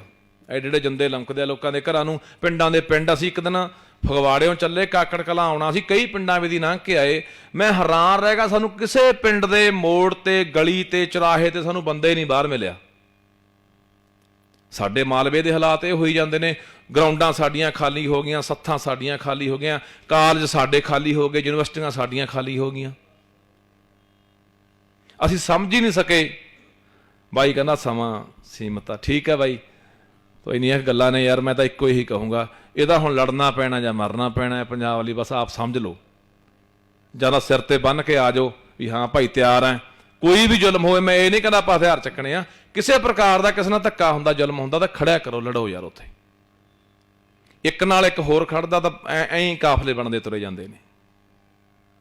ਕਦੇ ਨਾ ਸੋਚਿਆ ਕਰੋ ਯਾਰ ਮੈਂ ਇਕੱਲਾ। ਮੈਂ ਇੱਕ ਗੱਲ ਦੇਖੀ ਆ, ਜੇ ਤੁਹਾਡੇ ਪੱਲੇ ਸੱਚ ਆ ਨਾ, ਯੁਰਤ ਹੈ, ਤੁਸੀਂ ਇਕੱਲੇ ਵੀ 100 ਨੂੰ ਮੁਰੇ ਲਾ ਲਓਗੇ, ਨਹੀਂ ਕੋਈ ਤੁਹਾਨੂੰ ਰੋਕ ਸਕਦਾ। ਇਹ ਭੁਲੇਖੇ ਨਾ ਰਿਹਾ ਕਰੋ ਵੀ ਨਹੀਂ ਯਾਰ ਉੱਥੇ ਕੋਈ ਪੁਲਿਸ ਆ ਜਾਊਗੀ, ਇਹ ਤਾਂ 20 ਬੰਦੇ ਨੇ, 50 ਬੰਦੇ ਨੇ, ਇਹਨਾਂ ਦਾ ਗਰੁੱਪ ਆ, ਉਹ ਆ, ਕੁਛ ਨਹੀਂ ਕਰ ਸਕਦੇ। ਪਰ ਉੱਥੇ ਯੁਰਤ ਹੋਣੀ ਚਾਹੀਦੀ ਵੀ ਹਾਂ ਖੜੇ ਆ ਤਾਂ ਖੜੇ ਆ ਯਾਰ। ਧੰਨਵਾਦ ਜੀ। ਵਾਹਿਗੁਰੂ ਜੀ ਕਾ ਖਾਲਸਾ, ਵਾਹਿਗੁਰੂ ਜੀ ਕੀ ਫਤਿਹ। ਦੀਪ ਸਿੱਧੂ ਜੀ ਕਹਿੰਦੇ ਵੀ ਆਪਾਂ ਥੋੜਾ ਸਮਾਂ ਹੋਰ ਲਾ ਲਾਂਗੇ, ਕੋਈ ਚੱਕਰ ਨਹੀਂ ਹੈ। ਪਰ ਜਿਹੜਾ ਆਪਣਾ ਸਵਾਲ ਹੈ ਨਾ, ਮੇਨਲੀ ਆਪਾਂ ਸਵਾਲ ਹੀ ਰੱਖਿਆ ਕਰੀਏ ਜ਼ਿਆਦਾ, ਕਿਉਂਕਿ ਉਹਦੇ ਨਾਲ ਕਾਫੀ ਸਵਾਲ ਹੈ ਜਿਹੜੇ ਉਹ ਕਵਰ ਹੋ ਜਾਣਗੇ। ਹਾਂਜੀ ਵੀਰ। ਵਾਹਿਗੁਰੂ ਜੀ ਕਾ ਖਾਲਸਾ, ਵਾਹਿਗੁਰੂ ਜੀ ਕੀ ਫਤਿਹ। ਦਾਸ Harvinder Singh, chairman Khalsa mission charitable trust. So ਅੱਜ ਦੀ ਸਾਰੀ ਵਿਚਾਰ ਚਰਚਾ 'ਚੋਂ ਮੈਂ ਦੋ ਗੱਲਾਂ ਕਰਨੀਆਂ ਨੇ। ਪੰਜਾਬ ਜਦੋਂ ਵੀ ਲੜਾਈ ਲੜਿਆ, ਸਿਰਫ ਸਿੱਖ ਪੰਥ ਨੂੰ ਮੂਹਰੇ ਰੱਖ ਕੇ ਲੜਿਆ। ਔਰ ਜੇ ਅਨੰਦਪੁਰ ਸਾਹਿਬ ਦੇ ਮਤੇ ਦੀ ਗੱਲ ਕਰੀਏ, ਅਨੰਦਪੁਰ ਦੇ ਮਤੇ ਦੇ ਪਤਨ ਦਾ ਸਭ ਤੋਂ ਵੱਡਾ ਕਾਰਨ ਕਦੇ ਨਹੀਂ ਨੋਟ ਕੀਤਾ ਗਿਆ। ਉਹਦੇ ਪਤਨ ਦਾ ਕਾਰਨ ਇਹ ਰਿਹਾ ਕਿ ਪੰਜਾਬ 'ਚ ਜਦੋਂ ਵੀ ਲੜਾਈ ਲੜੀ ਗਈ ਆ, ਸਿੱਖ ਨੂੰ ਮੂਹਰੇ ਰੱਖ ਕੇ ਲੜੀ ਗਈ ਆ, ਕਿਉਂਕਿ ਪੰਜਾਬ ਦੇ ਵਿੱਚ 50% ਅਦਰ ਕਾਸਟ ਰਹਿੰਦੀਆਂ ਨੇ। ਉਹਨਾਂ ਕਾਸਟ ਨੂੰ ਕਦੇ ਕਾਊਂਟ ਨਹੀਂ ਕੀਤਾ ਗਿਆ। ਸ਼ੰਭੂ ਮੋਰਚੇ ਨੂੰ ਮੈਂ ਬਹੁਤ ਤਹਿ ਦਿਲੋਂ ਸਵਾਗਤ ਕਰਦਾ ਤੇ ਮੈਂ ਪੂਰੀ ਤਨ ਮਨ ਤੋਂ ਇਹਦੀ ਹਮਾਇਤ ਵੀ ਕਰੂੰਗਾ। ਪਰ ਜਿੰਨੀ ਕੁ ਮੈਂ ਅੱਜ ਇਹਦੇ 'ਚ ਆ ਕੇ ਨੋਟ ਕੀਤਾ ਗਿਆ, ਇਹ ਸਾਰੇ ਦਾ ਸਾਰਾ ਆਨੰਦਪੁਰ ਦੇ ਮਤੇ ਦੇ ਤੌਰ ਤੇ ਜਾ ਰਿਹਾ ਗਾ, ਔਰ ਸਾਰੇ ਦਾ ਸਾਰਾ ਇਹ ਸਿੱਖ ਪੰਥ ਨੂੰ ਲੈ ਕੇ ਚੱਲਿਆ ਜਾ ਰਿਹਾ। ਕਿਉਂਕਿ ਪੰਜਾਬ ਦੇ ਵਿੱਚ ਜਿੰਨੀਆਂ ਵੀ ਲੜਾਈਆਂ ਲੜੀਆਂ ਨੇ ਉਹਦੇ 'ਚ ਕਦੇ ਵੀ ਪੰਜਾਬ ਦਾ ਹਿੰਦੂ ਵਰਗ ਜਾਂ ਪੰਜਾਬ ਦੀ ਅਦਰ ਕਾਸਟ ਨੇ ਆ ਕੇ ਸਪੋਰਟ ਨਹੀਂ ਕੀਤੀ, ਕਿਉਂਕਿ ਅਸੀਂ ਕਦੇ ਉਹਨਾਂ ਨੂੰ ਸਾਬਤ ਹੀ ਨਹੀਂ ਕਰ ਪਾਏ ਕਿ ਅਸੀਂ ਪੰਜਾਬ ਲਈ ਲੜ ਰਹੇ ਹਾਂ। ਅਸੀਂ ਹਰ ਟਾਈਮ ਇਹ ਗੱਲ ਕਰ ਰਹੇ ਹਾਂ ਕਿ ਅਸੀਂ ਸਿੱਖ ਪੰਥ ਲਈ ਲੜ ਰਹੇ ਹਾਂ। ਸਾਨੂੰ ਇਹਦੇ 'ਚ ਕੋਸ਼ਿਸ਼ ਇਹ ਕਰਨੀ ਚਾਹੀਦੀ ਹੈ, ਜਾਂ ਤਾਂ ਸਾਨੂੰ ਇਹ ਪੂਰਾ ਕਲੈਰੀਫਿਕੇਸ਼ਨ ਕਰਨਾ ਚਾਹੀਦਾ ਕਿ ਅਸੀਂ ਸਿੱਖ ਰਾਜ ਲਈ ਲੜ ਰਹੇ ਹਾਂ, ਅਸੀਂ ਇੱਕ ਅਲੱਗ ਤੋਂ ਮਾਡਲ ਲਈ ਲੜ ਰਹੇ ਹਾਂਗੇ, ਅਸੀਂ ਇੱਕ ਪੰਜਾਬ ਲਈ ਲੜ ਰਹੇ ਹਾਂ। ਸਾਨੂੰ ਇਹ ਕਲੈਰੀਫਿਕੇਸ਼ਨ ਕਰਨੀ ਹੈ। ਅੱਜ ਦੀ ਪੂਰੀ ਵਿਚਾਰਧਾਰਾ ਦੇ ਵਿੱਚ ਮੈਂ ਇੱਕ ਵੀ ਇਹ ਥਾਵੇਂ ਕਨਫਰਮ ਨਹੀਂ ਕਰ ਪਾਇਆ ਕਿ ਅਸੀਂ ਪੰਜਾਬ ਦੀ ਅਲੱਗ ਪੋਲਿਟਿਕਸ ਲਈ ਲੜ ਰਹੇ ਹਾਂ, ਅਸੀਂ ਪੰਜਾਬ ਦੇ ਅਲੱਗ ਖਿੱਤੇ ਲਈ ਲੜ ਰਹੇ ਹਾਂ, ਅਸੀਂ ਕਿਸ ਲਈ ਲੜ ਰਹੇ ਹਾਂ। ਹਾਂਜੀ, ਥੈਂਕ ਯੂ। ਨਹੀਂ, ਬੜਾ ਵਧੀਆ ਸਵਾਲ ਕੀਤਾ ਜੀ ਤੁਸੀਂ। ਗੱਲ ਇਹ ਆ ਵੀ ਜਿੰਨੀ ਕੁ ਆਪਣੀ ਸਮਝ ਆਏ, ਇਕੱਠੀ ਇੱਕ ਇਸ ਤਰ੍ਹਾਂ ਹੀ ਮੰਥਨ ਕਰਕੇ ਹੀ ਸਮਝ ਅੱਗੇ ਆ ਜਾਓ ਤੁਸੀਂ ਚਾਹੇ, ਇਸੇ ਤਰ੍ਹਾਂ ਹੀ ਸਮਝ ਮੈਨੂੰ ਲੱਗਦਾ ਇੱਕ ਵਿਕਸਿਤ ਹੋਣੀ ਆ, ਇੱਕ ਇਵੋਲਵ ਹੋਣੀ ਆ ਪੰਜਾਬ ਦੀ, ਚਾਹੇ ਪੋਲੀਟੀਕਲ ਚਾਹੇ ਸੋਸ਼ਲ ਆਪਾਂ ਗੱਲ ਕਰ ਲਈਏ ਜਾਂ ਕਲਚਰਲ ਇੱਕ ਵਿਚਾਰਧਾਰਾ ਦੀ ਗੱਲ ਕਰ ਲਈਏ, ਹੈ ਨਾ। ਦੇਖੋ, ਇਹ ਵੀ ਇਤਿਹਾਸ 'ਚੋਂ ਸਾਨੂੰ ਸੇਧ ਤੇ ਪ੍ਰੇਰਨਾ ਮਿਲਦੀ ਆ ਤੇ ਉਸ ਇਤਿਹਾਸ 'ਚੋਂ ਹੀ ਸਾਨੂੰ ਸਿੱਖਣਾ ਚਾਹੀਦਾ। ਜਦੋਂ ਅਸੀਂ ਆਪਦਾ ਪਹਿਲਾ ਰਾਜ ਪੰਜਾਬ ਨੇ ਸਥਾਪਿਤ ਕੀਤਾ, ਪਹਿਲਾ ਬਾਦਸ਼ਾਹ ਬਾਬਾ ਬੰਦਾ ਸਿੰਘ ਬਹਾਦਰ ਹੋਏ ਆ, ਹੈ ਨਾ। ਉਸ ਵੇਲੇ ਪੰਜਾਬ ਦਾ ਜੱਟ, ਨਾਈ, ਸ਼ੀਂਬਾ, ਝਿਉਰ, ਸੈਣੀ ਸਭ ਇਕੱਠੇ ਹੋ ਕੇ ਲੜੇ ਤੇ ਉੱਥੇ ਹੀ ਸਾਡੀ ਜਿੱਤ ਪਈ ਆ। ਇਹੀ ਗੁਰੂ ਸਾਹਿਬ ਕਹਿੰਦੇ ਆ, ਇਹੀ ਸਾਨੂੰ ਵੀ ਸਮਝਣਾ ਪਊਗਾ ਵੀ ਅੱਜ ਜੇ ਪੰਜਾਬ ਨੇ ਜਿੱਤਣਾ ਤਾਂ ਉੱਥੇ ਇਕੱਲੇ ਆਪਾਂ ਕਹੀਏ ਵੀ ਸਿੱਖ ਲੜਨ ਨਹੀਂ, ਸਾਨੂੰ ਪੰਜਾਬ ਦਾ ਹਿੰਦੂ ਵੀ ਅਣਖੀ ਆ, ਸਾਡੇ ਦਲਿਤ ਭਰਾ ਵੀ ਨਾਲ ਲੈਣੇ ਚਾਹੀਦੇ ਆ, ਸਾਨੂੰ ਸਾਡੇ ਮੁਸਲਮਾਨ ਵੀ ਨਾਲ ਲੈਣੇ ਚਾਹੀਦੇ ਆ। ਜਿਹੜਾ ਪੰਜਾਬੀਅਤ ਨਾਲ ਜੁੜੇ ਬੰਦਾ ਉਹਨੂੰ ਬਿਲਕੁਲ ਨਾਲ ਲੈਣਾ ਚਾਹੀਦਾ। ਉਸ ਵੇਲੇ ਤੁਸੀਂ ਦੇਖ ਲਓ, ਉਸ ਵੇਲੇ ਸਾਧ ਤੇ ਚੋਰ ਵੀ ਉਹਨਾਂ ਨੇ ਨਾਲ ਲਏ, ਕਿਉਂਕਿ ਮਕਸਦ ਕੀ ਸੀ? ਸੱਟ ਵਾਲੀ ਵੱਡੀ ਵੱਜੀ ਸੀ। ਜਿਵੇਂ ਕਰਬਲਾ ਦੇ ਮੈਦਾਨ 'ਚ ਇਸਲਾਮ ਉਹਦੀ ਉਦਾਹਰਨ ਦਿੰਦਾ, ਅੱਜ ਤਾਈਂ ਰੋਂਦੇ ਆ ਉਹ ਯਾਦ ਕਰ ਕਰਕੇ, ਉਵੇਂ ਆਪਾਂ ਜਦੋਂ ਸਾਹਿਬਜ਼ਾਦਿਆਂ ਦੀ ਸਭਾ ਹੁੰਦੀ ਹੈ ਤੇ ਆਪਾਂ ਵੀ ਉਸ ਗਮਗੀਨ ਮਾਹੌਲ 'ਚ ਚਲੇ ਜਾਂਦੇ। ਉਹ ਬਹੁਤ ਵੱਡੀ ਸੱਟ ਸੀ। ਜਦੋਂ ਪੰਜਾਬ ਨੇ ਉਹ ਸੱਟ ਖਾਧੀ ਉਦੋਂ ਫਿਰ ਸਾਰੇ ਇਕੱਠੇ ਹੋ ਗਏ ਤੇ ਤਾਂ ਹੀ ਜਿੱਤੇ। ਤੇ ਜੇ ਅੱਜ ਅਸੀਂ ਸਾਰੇ ਇਕੱਠੇ ਹੋਵਾਂਗੇ, ਪੰਜਾਬੀਅਤ ਨੂੰ ਤਰਜੀਹ ਦੇਵਾਂਗੇ, ਜਿੱਥੇ ਆਪਾਂ ਇਸ ਕਰਕੇ ਗੱਲ ਇਹ ਸਪਸ਼ਟ ਮੈਂ ਕਰਦਾ ਜੀ, ਕੋਈ ਧਰਮ, ਜਾਤ ਪਾਤ, ਵਰਗ ਦੀ ਗੱਲ ਕਰ ਹੀ ਨਹੀਂ ਰਹੇ। ਇਹੀ ਗੱਲ ਜਿਹੜੀ ਆਪਣੀ ਗੁਰਬਾਣੀ ਵੀ ਕਹਿੰਦੀ ਆ, ਉਹ ਤਾਂ ਆਪਣਾ ਇੱਕ ਦੇਖੋ, ਧਰਮ ਨੂੰ ਦੇਖਣ ਦਾ ਸਾਡਾ ਇੱਕ ਆਪਦਾ ਨਜ਼ਰੀਆ ਹੋ ਸਕਦਾ, ਉਹ ਮੇਰਾ ਫੇਥ ਆ, ਹੈ ਨਾ, ਪਰ ਆਪਾਂ ਪੰਜਾਬੀਅਤ ਤੋਂ ਵੱਖ ਤਾਂ ਨਹੀਂ ਹੋ ਸਕਦੇ ਨਾ। ਸੋ ਜੇ ਸਾਡਾ ਆਪਾਂ ਲੜਾਈ ਦੀ ਗੱਲ ਕਰਦੇ ਹਾਂ ਜਾਂ ਕੱਲ੍ਹ ਨੂੰ ਇੱਕ ਪੰਜਾਬ ਦੀ ਪੋਲੀਟੀਕਲ ਸਟਰਕਚਰ ਦੀ ਗੱਲ ਕਰਦੇ ਹਾਂ, ਸੋਸ਼ਲ ਸਟਰਕਚਰ ਦੀ ਗੱਲ ਕਰਦੇ ਹਾਂ, ਉੱਥੇ ਹਰ ਵਰਗ ਦੀ ਸ਼ਮੂਲੀਅਤ ਹੋਣੀ ਬਹੁਤ ਜ਼ਰੂਰੀ ਆ ਤੇ ਹਰ ਵਰਗ ਸੁਰੱਖਿਅਤ ਮਹਿਸੂਸ ਕਰੇ, ਬੜਾ ਜ਼ਰੂਰੀ ਆ। ਨਾਲ ਦੀ ਨਾਲ ਇਹਦੇ 'ਚ ਇਹ ਵੀ ਜ਼ਰੂਰੀ ਆ ਵੀ ਜਿਹੜੇ ਸਾਡੇ ਭਰਾ ਜਿਨ੍ਹਾਂ ਨੂੰ ਅੱਜ ਤੱਕ ਸਰਕਾਰਾਂ ਨੇ ਰਿਆਇਤਾਂ 'ਤੇ ਰੱਖਿਆ, ਦਬੇ ਕੁਚਲੇ ਰੱਖਿਆ, ਉਹਨਾਂ ਦੀ ਫੀਸਾਂ ਮਾਫੀ ਦੇ ਕੇ, ਉਹਨਾਂ ਨੂੰ ਵਰਦੀਆਂ ਦੇ ਕੇ, ਸਾਨੂੰ ਉਹਨਾਂ ਨੂੰ ਵੀ ਪਾਤਸ਼ਾਹੀ ਦਾਵਾ ਦੇਣਾ ਪਊ। ਗੁਰੂ ਸਾਹਿਬ ਨੇ ਉਹੀ ਕੀਤਾ ਸੀ ਨਾ। ਹਾਂਜੀ, ਨਹੀਂ, ਉਹ ਬਾਹਰ ਇੰਟਰਵਿਊ ਦੇ ਰਹੇ ਆ ਜੀ। ਹਾਂਜੀ,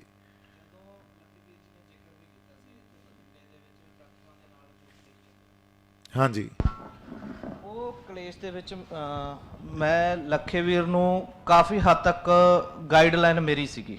ਠੀਕ ਹੈ ਜੀ। ਜੋ ਇਹਨਾਂ ਨੇ ਡਾਕਟਰਸ ਦੇ ਖਿਲਾਫ ਰੋਡ ਮਾਰਚ ਕੱਢਿਆ ਸੀ, ਉਹਦੀ ਸਾਰੀ ਗਾਈਡਲਾਈਨ ਮੇਰੀ ਸੀ, ਕਿਉਂਕਿ ਮੈਂ ਪਿਛਲੇ ਲਗਭਗ 17-18 ਸਾਲ ਤੋਂ ਮੈਡੀਕਲ ਲਾਈਨ ਦੇ ਵਿੱਚ ਐਜ਼ ਏ ਰੈਜ਼ੀਡੈਂਟ ਡਾਕਟਰ ਕੰਮ ਕਰ ਰਿਹਾ। ਠੀਕ ਹੈ ਜੀ। ਉਸ ਸੰਘਰਸ਼ ਦੇ ਵਿੱਚੋਂ ਵੀ ਮੈਂ ਇੱਕ ਚੀਜ਼ ਸਿੱਖਿਆ ਸੀਗਾ ਕਿ ਕਿਸੇ ਦੇ ਖਿਲਾਫ ਬੋਲਣ ਨਾਲ ਕੁਝ ਨਹੀਂ ਹੋਣਾ, ਕਿਉਂਕਿ ਸਾਨੂੰ ਉਹਦੇ ਖਿਲਾਫ ਨਹੀਂ, ਉਹਦੇ ਬਰਾਬਰ ਇੱਕ ਆਰਗੇਨਾਈਜ਼ ਖੜਾ ਕਰਨਾ ਪੈਣਾ ਗਾ। ਹਾਂਜੀ, ਤੇ ਉਹਦੇ ਲਈ ਜਿੱਦਾਂ ਦਿੱਲੀ ਹਾਰਟ ਜਾਂ ਇੱਥੇ 2-3 ਕਿਸੇ ਵੀ ਅਦਰ ਸੈਂਟਰਸ ਤੇ ਲੱਖੇ ਨੇ ਆ ਕੇ ਕਿਸੇ ਪੇਸ਼ੈਂਟ ਦੇ ਖਿਲਾਫ ਜਾਂ ਕਿਸੇ ਦੇ ਵੀ, ਉਹ ਕਿਸੇ ਹਰ ਇੱਕ ਦੀ ਪਰਸਨਲ ਆਰਗੇਨਾਈਜੇਸ਼ਨ ਆ, ਤੇ ਪਰਸਨਲ ਆਰਗੇਨਾਈਜੇਸ਼ਨ 'ਚ ਜਾ ਕੇ ਦਖਲਅੰਦਾਜ਼ੀ ਕੀਤੀ। ਹੈ ਨਾ, ਉਹ ਉਹਨਾਂ ਦੇ ਰੇਟਸ ਨੇ, ਉਹਨਾਂ ਦੀਆਂ ਪ੍ਰੋਬਲਮਸ ਨੇ, ਉੱਥੋਂ ਦਾ ਟ੍ਰੀਟਮੈਂਟ ਸਟਰਕਚਰ ਆ ਜਾਂ ਜੋ, ਉਹਦੇ ਖਿਲਾਫ ਅਸੀਂ ਨਹੀਂ ਬੋਲ ਸਕਦੇ। ਜੇ ਸਾਨੂੰ ਇਦਾਂ ਲੱਗਦਾ ਕਿ ਇੱਥੇ ਸਾਡੇ ਸਿਸਟਮ ਦੇ ਵਿੱਚ, ਕਿਉਂਕਿ ਸਾਡਾ ਇੱਕ ਮੈਂ ਸਕੂਲ ਦੇ ਵਿੱਚ ਵੀ ਸਪੀਚ ਕੀਤਾ ਸੀਗਾ ਜਦੋਂ ਮੈਂ ਆਮ ਸੌਰੀ ਸਵਾਲ ਤੇ ਆਈਏ ਕਿਉਂਕਿ ਬੜਾ ਲੰਬਾ ਹੋ ਜਾਣਾ ਅਦਰਵਾਈਜ਼, ਹੈ ਨਾ। ਮੈਂ ਇਹ ਕਹਿ ਰਿਹਾ ਸੀਗਾ ਜਿੱਦਾਂ ਤੁਸੀਂ ਇੱਕ ਵਿਚਾਰ ਦੇ ਵਿੱਚ ਸੰਤਾਂ ਦਾ ਜ਼ਿਕਰ ਕੀਤਾ ਸੀਗਾ। ਹਾਂਜੀ, ਸੰਤਾਂ ਦਾ ਜ਼ਿਕਰ ਮੈਂ ਵੀ ਉਸੇ ਗੱਲ ਤੇ ਆਉਣਾ ਚਾਹੁੰਦਾਗਾ, ਜਾਂ ਮੈਂ ਸ਼ੁਰੂ ਇਸ ਛੋਟੇ ਟੌਪਿਕ ਤੋਂ ਕੀਤਾ ਸੀ ਕਿ ਉਹਨਾਂ ਨੇ ਇੱਕ ਸਟੇਟ ਦੇ ਵਿੱਚ ਕੰਪੈਰੀਜ਼ਨ ਪੈਰਲਰ ਸਰਕਾਰ ਚਲਾਈ ਸੀ। ਅੱਛਾ ਜੀ, ਠੀਕ ਹੈ, ਜੋ ਉਸ ਟਾਈਮ ਇੱਕ ਪੈਰਲਰ ਸਰਕਾਰ ਦੇ ਜਿਹਦੇ ਵਿੱਚ ਤਾਜਪੋਸ਼ੀ ਤੇ ਉਹਨਾਂ ਨੇ ਇੱਕ ਸਟੇਟ ਸੀਐਮ ਨੂੰ ਇਹ ਗੱਲ ਕਹੀ ਸੀ ਕਿ ਜੇ ਅਗਰ ਸਰਕਾਰ ਨੂੰ ਕੁਝ ਚਾਹੀਦਾ ਹੋ ਤਾਂ ਟਕਸਾਲ ਦੇਊਗੀ। ਹਾਂਜੀ, ਹੈਨਾ। ਸੋ ਇਸ ਕਰਕੇ ਸਾਨੂੰ ਉਸ ਲੈਵਲ ਦਾ ਹੋਣਾ ਪਊਗਾ ਕਿ ਅਸੀਂ ਪੈਰਲਰ ਇੱਕ ਮਿਸ਼ਨ ਖੜਾ ਕਰੀਏ ਜੋ ਪੂਰੇ ਸੈਂਟਰ ਗਵਰਨਮੈਂਟ ਦੇ ਅਗੇਂਸਟ ਕੰਮ ਕਰ ਸਕਦਾ। ਦੇਖੋ ਇਹ ਗੱਲ, ਕਿਉਂਕਿ ਜਿੰਨਾ ਕੁ ਆਪਾਂ ਸਾਰਿਆਂ ਨੇ ਜ਼ਿਕਰ ਕੀਤਾ ਕਿ ਅਸੀਂ ਸਟੇਟ ਦੇ ਇੱਕ ਅਧਿਕਾਰਾਂ ਦੀ ਗੱਲ ਕਰਦੇ ਹਾਂ, ਅਧਿਕਾਰ ਕਿਹਨੇ ਦੇਣੇ ਆ? ਸੈਂਟਰ ਨੇ। ਨਹੀਂ ਜੀ ਨਹੀਂ, ਆਪਾਂ ਇਸ ਗੱਲ ਨੂੰ ਵਿਚਾਰਦੇ ਹਾਂ ਹੁਣ ਜੀ।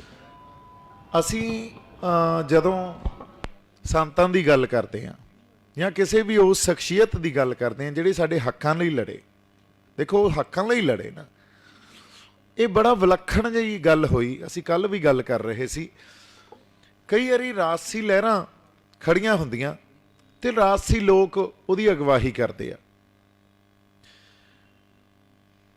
ਔਰ ਸਰਕਾਰਾਂ ਨੂੰ ਰਾਜਸੀ ਲੋਕਾਂ ਨੂੰ ਬੁੱਝਣ ਦੀ ਉਹਨਾਂ ਦੇ ਕੋਲੇ ਜਿਹੜੀ ਕਪੈਸਿਟੀ ਹੁੰਦੀ ਆ, ਫਾਰਮੂਲਾਜ਼ ਆ, ਉਹ ਬੜੇ ਈਜ਼ੀ ਆ, ਉਹਨਾਂ ਨੂੰ ਪਤਾ ਵੀ ਰਾਜਸੀ ਲੋਕਾਂ ਨੇ ਰਿਐਕਟ ਕਿਵੇਂ ਕਰਨਾ।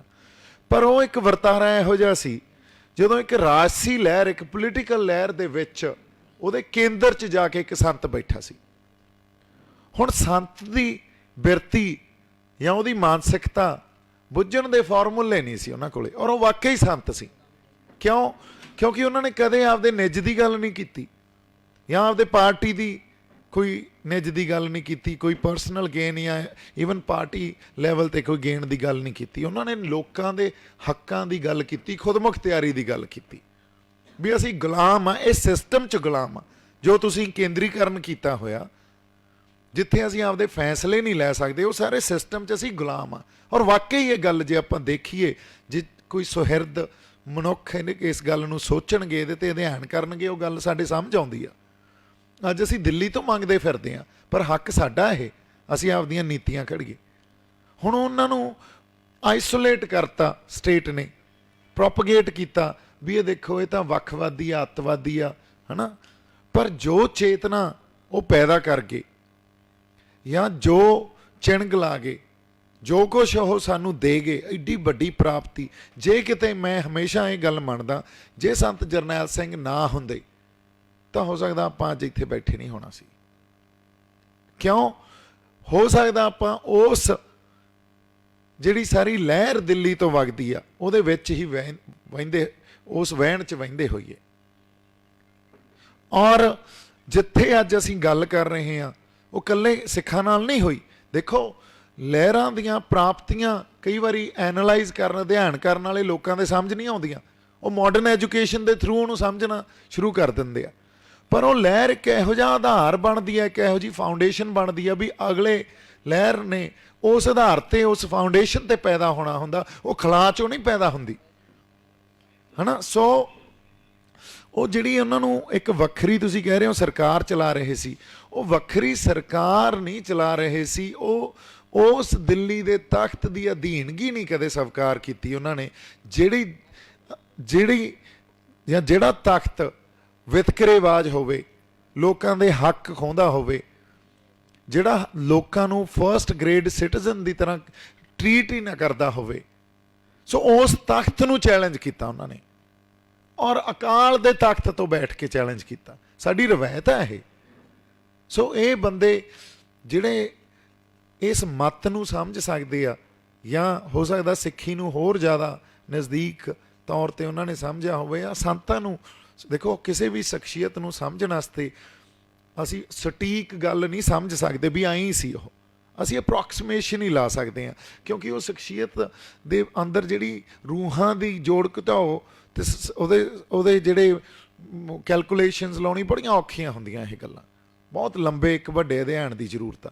ਤਾਂ ਸਾਨੂੰ ਇੱਕ ਸਿਸਟਮ ਖੜਾ ਕਰਨਾ ਪਊਗਾ। ਪਹਿਲਾਂ ਤਾਂ ਉਹ ਸਿਸਟਮ ਨੂੰ ਚੈਲੰਜ ਕਰਨਾ ਪਊਗਾ, ਉਹਨਾਂ ਲੋਕਾਂ ਨੂੰ ਜੋੜਨਾ ਪਊਗਾ ਜਿਹੜਾ ਐਗਜ਼ਿਸਟਿੰਗ ਸਿਸਟਮ ਨੂੰ ਚੈਲੰਜ ਕਰਨ ਵਾਸਤੇ ਤੇ ਆਪਦੇ ਹੱਕ ਲੈਣ ਵਾਸਤੇ ਲੜਾਈ ਲੜਨੀ ਚਾਹੁੰਦੇ ਆ।